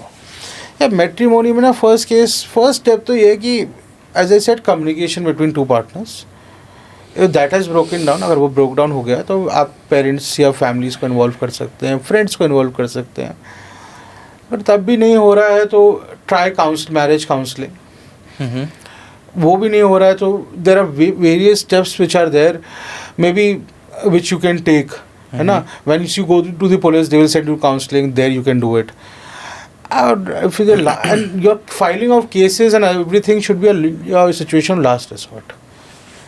Okay. Because that is going to take time. That will break you apart. So क्या इंडिया में कोई ऐसे ऑल्टरनेटिव फोरम्स हैं जहाँ पे आउट ऑफ कोर्ट चीज़ों को सेटल करा जा सके? Many. Like? जैसे मैंने बोला क्राइम अगेंस्ट वुमेन में मीडिएशन होती है, वहाँ पर जो एग्रीमेंट ड्रॉ होता है, या मीडिएशन सेंटर्स हैं, there proper mediation centres in every court. Family court में भी हैं, लोअर कोर्ट में भी हैं, हाई कोर्ट में भी हैं। दिल्ली का हाई कोर्ट का मीडिएशन सेंटर बहुत ही बढ़िया है। सुप्रीम कोर्ट का तो एक्सेप्शनली गुड है, जहाँ पर बहुत सीनियर लॉयर्स मीडिएटर का काम करते हैं। They are properly well trained senior mediators who work and they try to resolve the issues. And we have seen marriages getting resolved in situations where we had fought till Supreme Court and there was no chance. And when जब हमने बात करी ना, इतने छोटे issues थे कि आपको लगा कि इस बात पे क्यों लड़ रहे थे। हस्बैंड वाइफ देन आस्क्ड कि हम क्यों लड़ रहे थे, क्योंकि उन दोनों ने बैठे कभी कम्युनिकेशन ही नहीं किया था। पहला स्टेप यही होता है मीडिया का, पहले आप दोनों बात कर लीजिए। Vent out your anger, say what you want to say, you hear what she wants to say, you hear what he wants to say. सुन लीजिए, सुना ही नहीं आपने एक दूसरे को। लोग डिबेट नहीं करना चाहते, सीधे वॉर करना चाहते हैं। डिबेट तो क्या लड़ाई हो गई, सुनना ही नहीं चाहते, बात ही नहीं करना चाहते ना। मैं आज थका हुआ हूँ, मैं आज बात नहीं कर सकता, मेरे पास बहुत काम है, मैं बात नहीं कर सकती। It becomes a point where both are not talking to each other and the pent up anger and emotion is so much that it turns into ego. Then there is a ego of being financially independent these days, कि मैं भी पैसा कमा रहा हूँ, मैं भी पैसा कमा रहा हूँ, तेरे बिना मैं रह सकता हूँ। So if you had such an ego, why did you enter into such a holy thing? क्यों शादी करी आपने? Look, Indian men and women have become rich, but they have become more immature. Their maturity levels have gone down significantly. So, but on the other side, when we talk about marital killings, right? इस तरीके की जो heinous crimes हैं, इनको रोकने के लिए आप क्या सजेस्ट करोगे? क्या प्री मैरिटल काउंसलिंग होना ज़रूरी है या routine courtships are the most important thing, because if you देखो यार, प्रॉब्लम ये है कि you get in, and I think there should be ample time before you get married to somebody. Courtships are the most important thing. How can मैं as a government या as a legal law या court कैसे implement करूँगा pre marital counselling? भाई marriage is a holy sacrament कि भाई दो लोगों के बीच में है, मैं कैसे उस पर इम्प्लीमेंट करूँ? Courtship is the only way society to get to understand the concept of marriage in a correct way and Right. come out of the pre-independence era or 1960s era is very important. हम ये कहना बंद करना पड़ेगा, अरे हमारे दादाजी ने तो अपनी दादी से मिले भी नहीं थे और उन्होंने शादी कर ली थी और Times have देखो changed. अभी चल, अरे चेंज नहीं है, इट हैज चेंज ड्रास्टिकली. क्या era has change, generations have gone by. Today you talk between दो लोगों में बात कीजिए जिनमें 5 साल का डिफरेंस है, आपको जनरेशन का गैप दिखेगा, है ना? तो आपको कई चीज़ें समझनी पड़ेंगी. तो इसलिए कोर्टशिप बहुत इंपॉर्टेंट है ताकि आप समझ पाएँ कि दूसरा इंसान क्या है क्या नहीं है. फिर आपको यही पता चलेगा कि क्या सच है क्या झूठ है, क्योंकि फिर आप शादी कर रहे हैं तो आप सच ही बताएंगे दूसरे को कम से कम. ये एक बेसिक अंडरस्टैंडिंग है. उसके अलावा क्या हो सकता है? आई थिंक जैसे मैंने कहा प्री नप्चुअल एग्रीमेंट्स और affidavits. Affidavits are one of the steps which we these days take. जहाँ क्योंकि प्री नप्चुअल है नहीं तो हम एफिडेविट्स कि ना हमसे कोई डाउरी नहीं ली गई है और ये हुआ है, फिर बाद में कम से कम ये डाउरी का हम पे इल्ज़ाम न लगाए कोई, है ना? अच्छा, agreements are valid in court? Not agreements, not agreements. Any agreement in restraint और related to marriage is not. No, if a person is getting married and both the parties come to an agreement and have it in written कि इस शादी के दौरान कोई भी दहेज या किसी भी तरीके का एग्रीमेंट नहीं होता. अच्छा, एफिडेविट साइन करा लो ना यार, बहुत सिंपल लीगल स्ट्रैटेजीज हैं. एफिडेविट साइन करा लीजिए कि ना उसमें दोनों विटनेस लीजिए, एक ग्रूम का फादर होगा, एक ब्राइड का फादर होगा. ब्राइड और ग्रूम साइन कर रहे हैं एफिडेविट की नहीं लिया गया, तो कम से कम ये एविडेंस होता है कि नहीं लिया गया एक्चुअली. तो बाद में डाउरी का और इसका थोड़ा डाइल्यूट ही हो जाएगा. इल्ज़ाम तो तब भी कोई लगा सकता है ना आप पे, राइट. डाइल्यूट हो जाएगा कि हाँ देखिए ये एफिडेविट्स थे एंड वी आर डिक्लेयर्ड. आजकल तो वीडियोग्राफी होती है, बट डाउरी है. अभी थोड़े दिन पहले ना वो इंस्टाग्राम पे वो that reel was going viral कि ये फॉर्च्यूनर दी है, लैंड रोवर दी है, 2 करोड़ रुपए दी. What are you celebrating as a society? Why are you making that reel viral? वही तो हमारी सोसाइटी का सबसे बड़ा कमी था, वो दहेज. क्या सेलिब्रेट कर रहे हैं हम? एक रील मैंने वहाँ इस सिमिलर रील मैंने देखी थी, उसमें there was this guy sitting and ये सब कुछ चल रहा था एंड दिस गाय सेड कि आप ये उठा लीजिए. उसने उसमें से एक just take out one note out of the bundles and he said this is more than enough for me, take your money, take your cars, I don't want it. And there was a argument that was going on in the situation where these people were saying कि नहीं ये तो नेक होता है and all those things, and this guy was like भैया मेरे को नहीं चाहिए, you take it back. उसको पता है बाद में बहुत प्रॉब्लम होगा. सोसाइटी वो देखो इतना अच्छी बात है, सोसाइटी को चेंज करना पड़ेगा ना. सोसाइटी खुद चेंज नहीं होना चाहती, फिर कहती है कि डाउरी क्यों इल्ज़ाम क्यों लगा. भाई आप वो मना कर रहा है तब भी आप उस पर दे रहे हो, है ना? और दूसरे उसको पता है कि अगर बाद में प्रॉब्लम होगी ना तो सारा कुछ विद इंटरेस्ट जाएगा, वीडियो के साथ जाएगा सर, इंटरेस्ट के साथ भी जाएगा ना सर, के साथ भी जाएगा, है ना? फिर जेल है सीधा. इसलिए I completely agree with you on that. मतलब एक तो वो वाली बात है, एक तो चोरी, ऊपर से प्रूफ के साथ चोरी कि आपको देखिए सोने की चेन पहना रहे थे, ये आपको देखिए ये दिया था, अब उसमें क्वांटम तो नहीं, डाउरी है. These all things happen in the name of gifting, and जब वो लीगैलिटी में जाती है ना चीज़ें, तो वो वही वीडियो दिखाते हैं. दिया तो था, चाहे तोहफा ही दिया था, अब दिया तो था. ये तो सर इन्होंने ही मांगा था हमसे तोहफे के नाम पे. आप फिर क्या है वीडियो, आप ये थोड़ी सोच के बैठे कि डाइवोर्स होगा मैरिज में. सही बात है ना? देखिए हम लोग ना क्या कर रहे हैं एज अ सोसाइटी, सिर्फ डाइवोर्स को क्रिटिसाइज कर रहे हैं कि डाइवोर्स हो रहे हैं. Nobody is sitting down and trying to find a solution to it. And the solution which I give you at very beginning, हमें अपने बच्चों को और सोसाइटी को इस तरह से ग्रूम करना पड़ेगा, समझाना पड़ेगा. स्कूल्स में ना सॉफ्ट स्किल ट्रेनिंग्स आनी पड़ेंगी, रिलेशनशिप एडवाइजरी आनी पड़ेगी. आप अपने बच्चों को नहीं सिखाएंगे तो किसको सिखाएंगे? In this era even I must say this, and I say this with all responsibility, education is not there in schools, and it is a very important concept about and perspective for a person to get married, to know about things, for a man and a woman both. And especially if you are an educated individual, you should know about certain things. People don't know about it. And it's not a good thing. We have seen discussions and marriages whereby people are unaware of the human anatomy ki kya hona hota hai. It sounded too immature for us to explain it. We as lawyers can't do it. You should have gone to a counselor, and people are not willing to do it.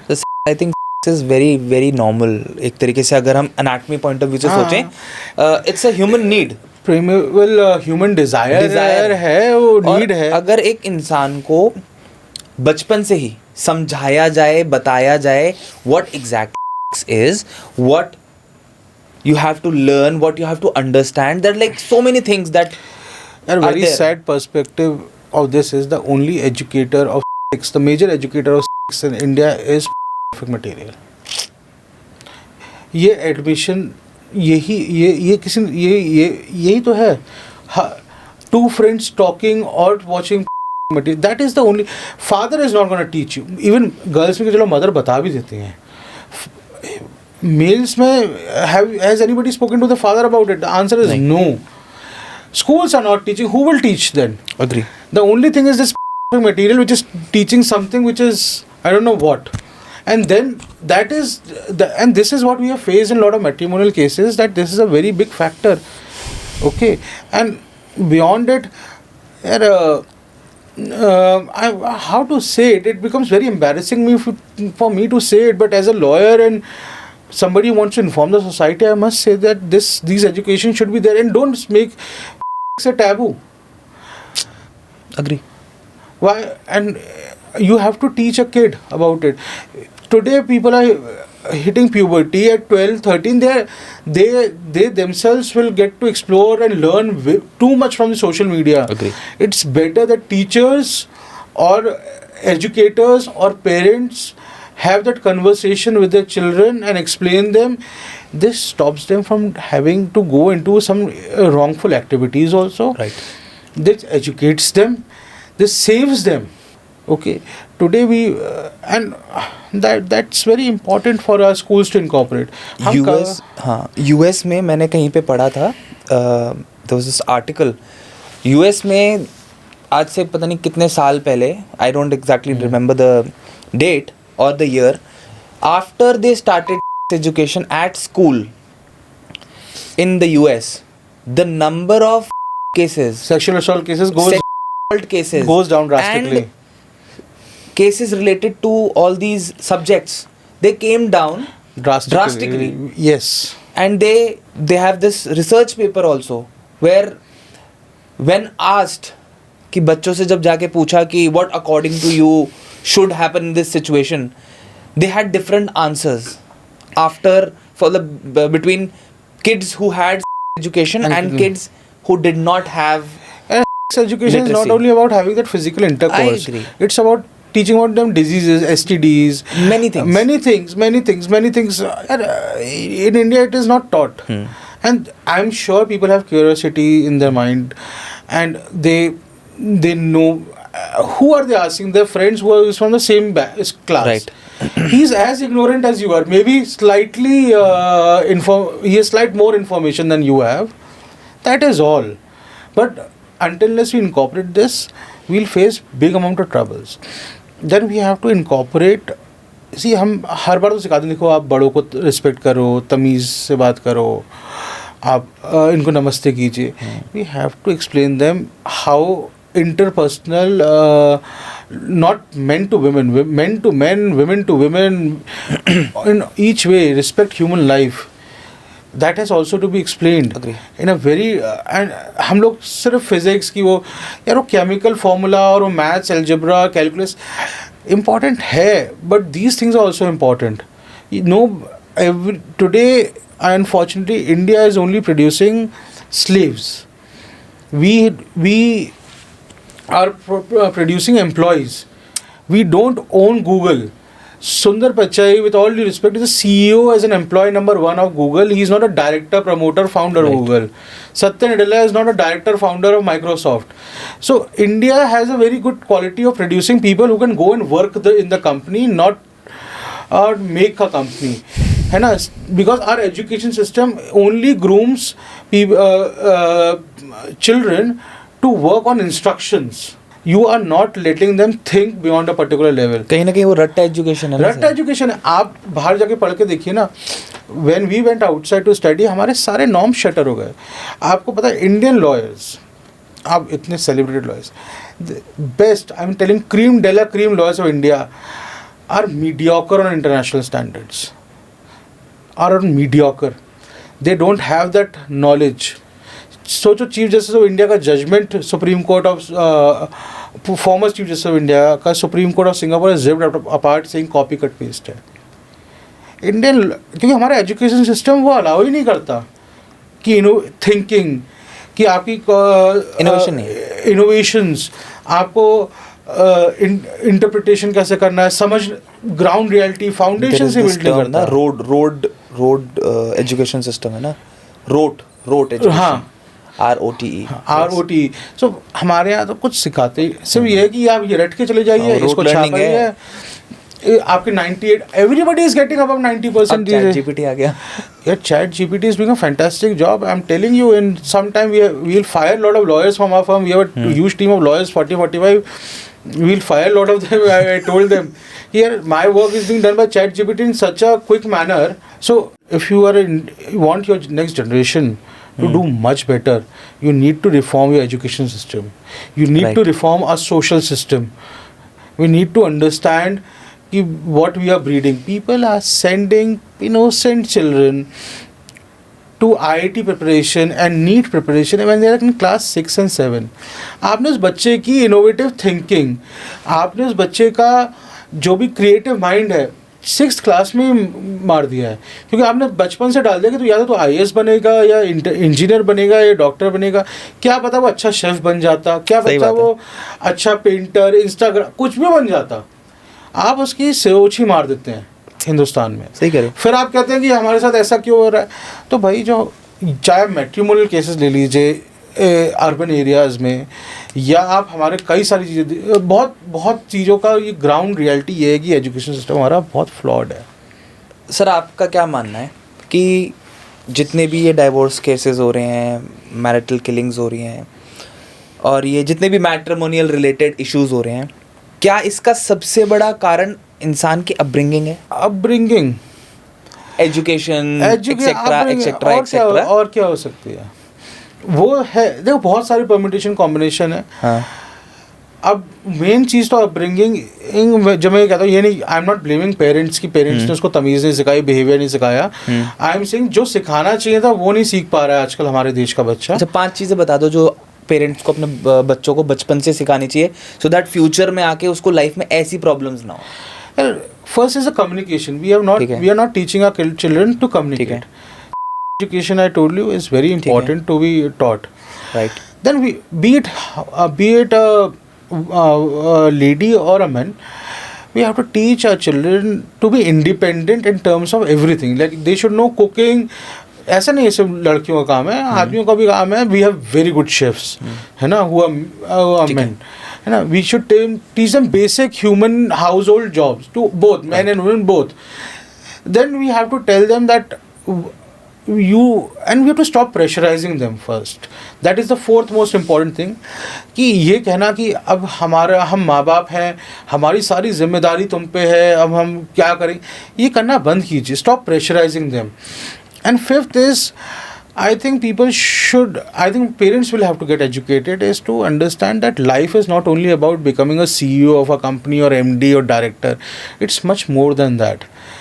De-stress our children. Earlier, if you speak with somebody who I am, पहले 25 years की alumni meet होती थी. जी. It has come down to 15 years. Because stress is killing individuals. Right. They are not surviving. I know lot of my batchmates have left the profession because इतना stressful profession हो चुका था. So we have to tell them. हमें बताना पड़ेगा ये पैसा ही सब कुछ नहीं है. टॉक्सिक कल्चर को खत्म करना पड़ेगा. ये जब तक आप अपने बच्चों को नहीं बताओगे, और बच्चों को अगर आप ये बताओगे नहीं यही बनना है, तो वो कहाँ से काम करेंगे? क्योंकि उसकी शादी का प्रायोरिटी यही है कि बस मैं पैसा कमा लूँ, फिर घर खरीद लूँ, फिर उसके बाद गाड़ी हो जाए, फिर ये. तो वो टाइम कहाँ दे रहा है अपनी मैरिज लाइफ को? पहले क्या था, हमारे फादर्स पेरेंट्स वो 6-7 बजे घर आए थे और वो फैमिली के साथ टाइम भी स्पेंड करते थे. Everything was happening in a balanced manner. So society has to understand this. That is very important for parents to teach their children. So one last question, and we'll come to an end to today's podcast. It has been very insightful, and a lot of people will learn a lot of things I hope from this episode. आपके नज़रिए में क्या ऐसे legal और social reforms आने चाहिए future में जो कि मैरिटल डिस्प्यूट्स को और बेहतर तरीके से हैंडल करने में मदद करें? That's a good question. That क्या सोशल रिफॉर्म्स आने चाहिए? Legal reforms you are asking me?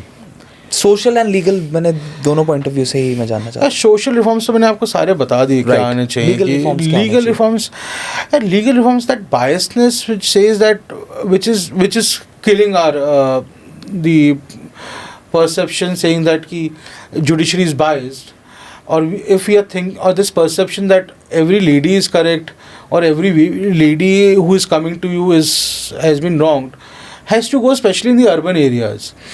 That perception has to go. Okay, and there has to be parameters for alimony also, and they have to be workable parameters. Because at times parameters are unworkable.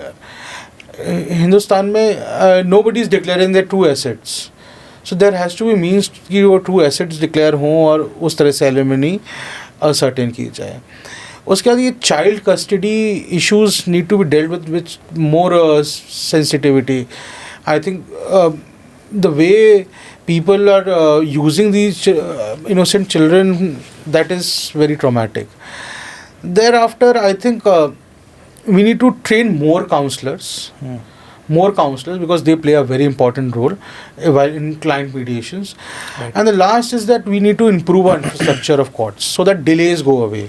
Right. If the delays are there, one person will get frustrated and take other steps, maybe go to higher court, try to pressurize the other person by filing more cases so that everything gets concluded. So if delays are there, it creates a significant impact. Sir, I think आपकी बातें सुनने के बाद I'll take my word back, जो मैंने podcast के start में कहा था कि सिर्फ पुरुष समाज जो है वो कहीं ना कहीं प्रताड़ित है और परेशान है. I'll say आज के समाज में दोनों ही लोग, चाहे वो पुरुष हो चाहे महिला हो, वो दोनों ही डरे हुए हैं. वो कहीं ना कहीं दोनों ही परेशान हैं बहुत सारी चीज़ों की वजह से, क्योंकि कहीं ना कहीं वो कंफ्यूज्ड भी हैं.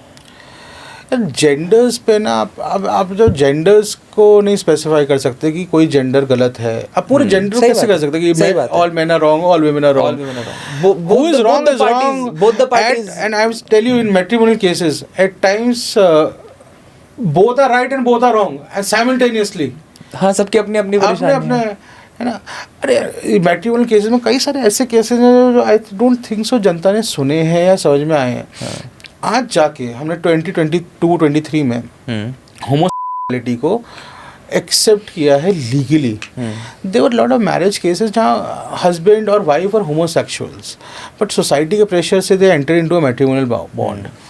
But when the other partner found out what to do, अब वो क्या कर सकता है? अब वो बताना भी नहीं चाहता, वो डाइवोर्स भी नहीं चाहते, बच्चे भी हो गए हैं. इतना ट्रॉमा है. और पहली बात तो नहीं, मैं आपको बताऊँ, ये मीडिया ट्रायल्स को भी बंद करना पड़ेगा. मैं अननेसेसरीली हैवक क्रिएट करते हैं. कई जगह अच्छा है जहाँ पर ये हाईलाइट कर रहे हैं, but I think media should tell the facts, not give judgements, because media does not know the back story. Media को कुछ नहीं पता, उनको बस अपनी टीआरपी चाहिए. पब्लिक को मीडिया को सुनना बंद करे, इनको सिर्फ अपनी टीआरपी चाहिए. They are doing it for सिर्फ इकोनॉमिक गेन के लिए. आपको फैक्ट्स नहीं बता रहे हैं, सिर्फ आपकी जो क्या बोलते हैं, आपका जो इमोशन है ना, उसका बिजनेस कर रहे हैं ये, और कुछ नहीं करते हैं ये.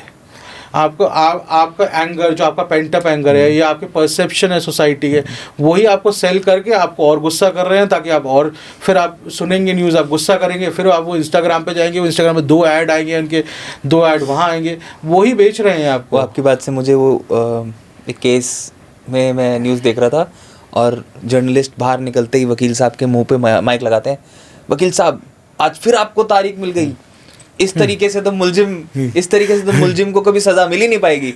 And the people who are watching it, ठीक है, they don't even know what exactly happened in the court room and they only have one perception कि हमारा जुडिशरी सिस्टम जो है वो कर क्या रहा है, सब बिका हुआ है, सब खराब है, तारीख मिल रही है, सबको तारीख मिल गई. 70 cases a day. I agree. How will somebody hear it? I agree. How will? आपने जुडिशल, आप एक मिनट, ये सोसाइटी ना कई बार ना इंट्रोस्पेक्ट भी नहीं करती है. कितने % लोग टैक्स देते हैं इंडिया में? लेट अस से गवर्नमेंट एक्सचेकर को अगर सब लोग सच तरह से टैक्स दें, ये टैक्स रेट कम हो जाएगा, we will have good amount of corpus to build infra कहाँ से बनाएगी? पॉकेट से थोड़ी लेके आएगा कोई अपने. सही बात है. गवर्नमेंट आपको जब टैक्स मिलेगा उससे आप इंफ्रास्ट्रक्चर बनाओगे, उससे आपकी जुडिशियल अपॉइंटमेंट्स होगी and you will have better system. Why are you not going to a government hospital?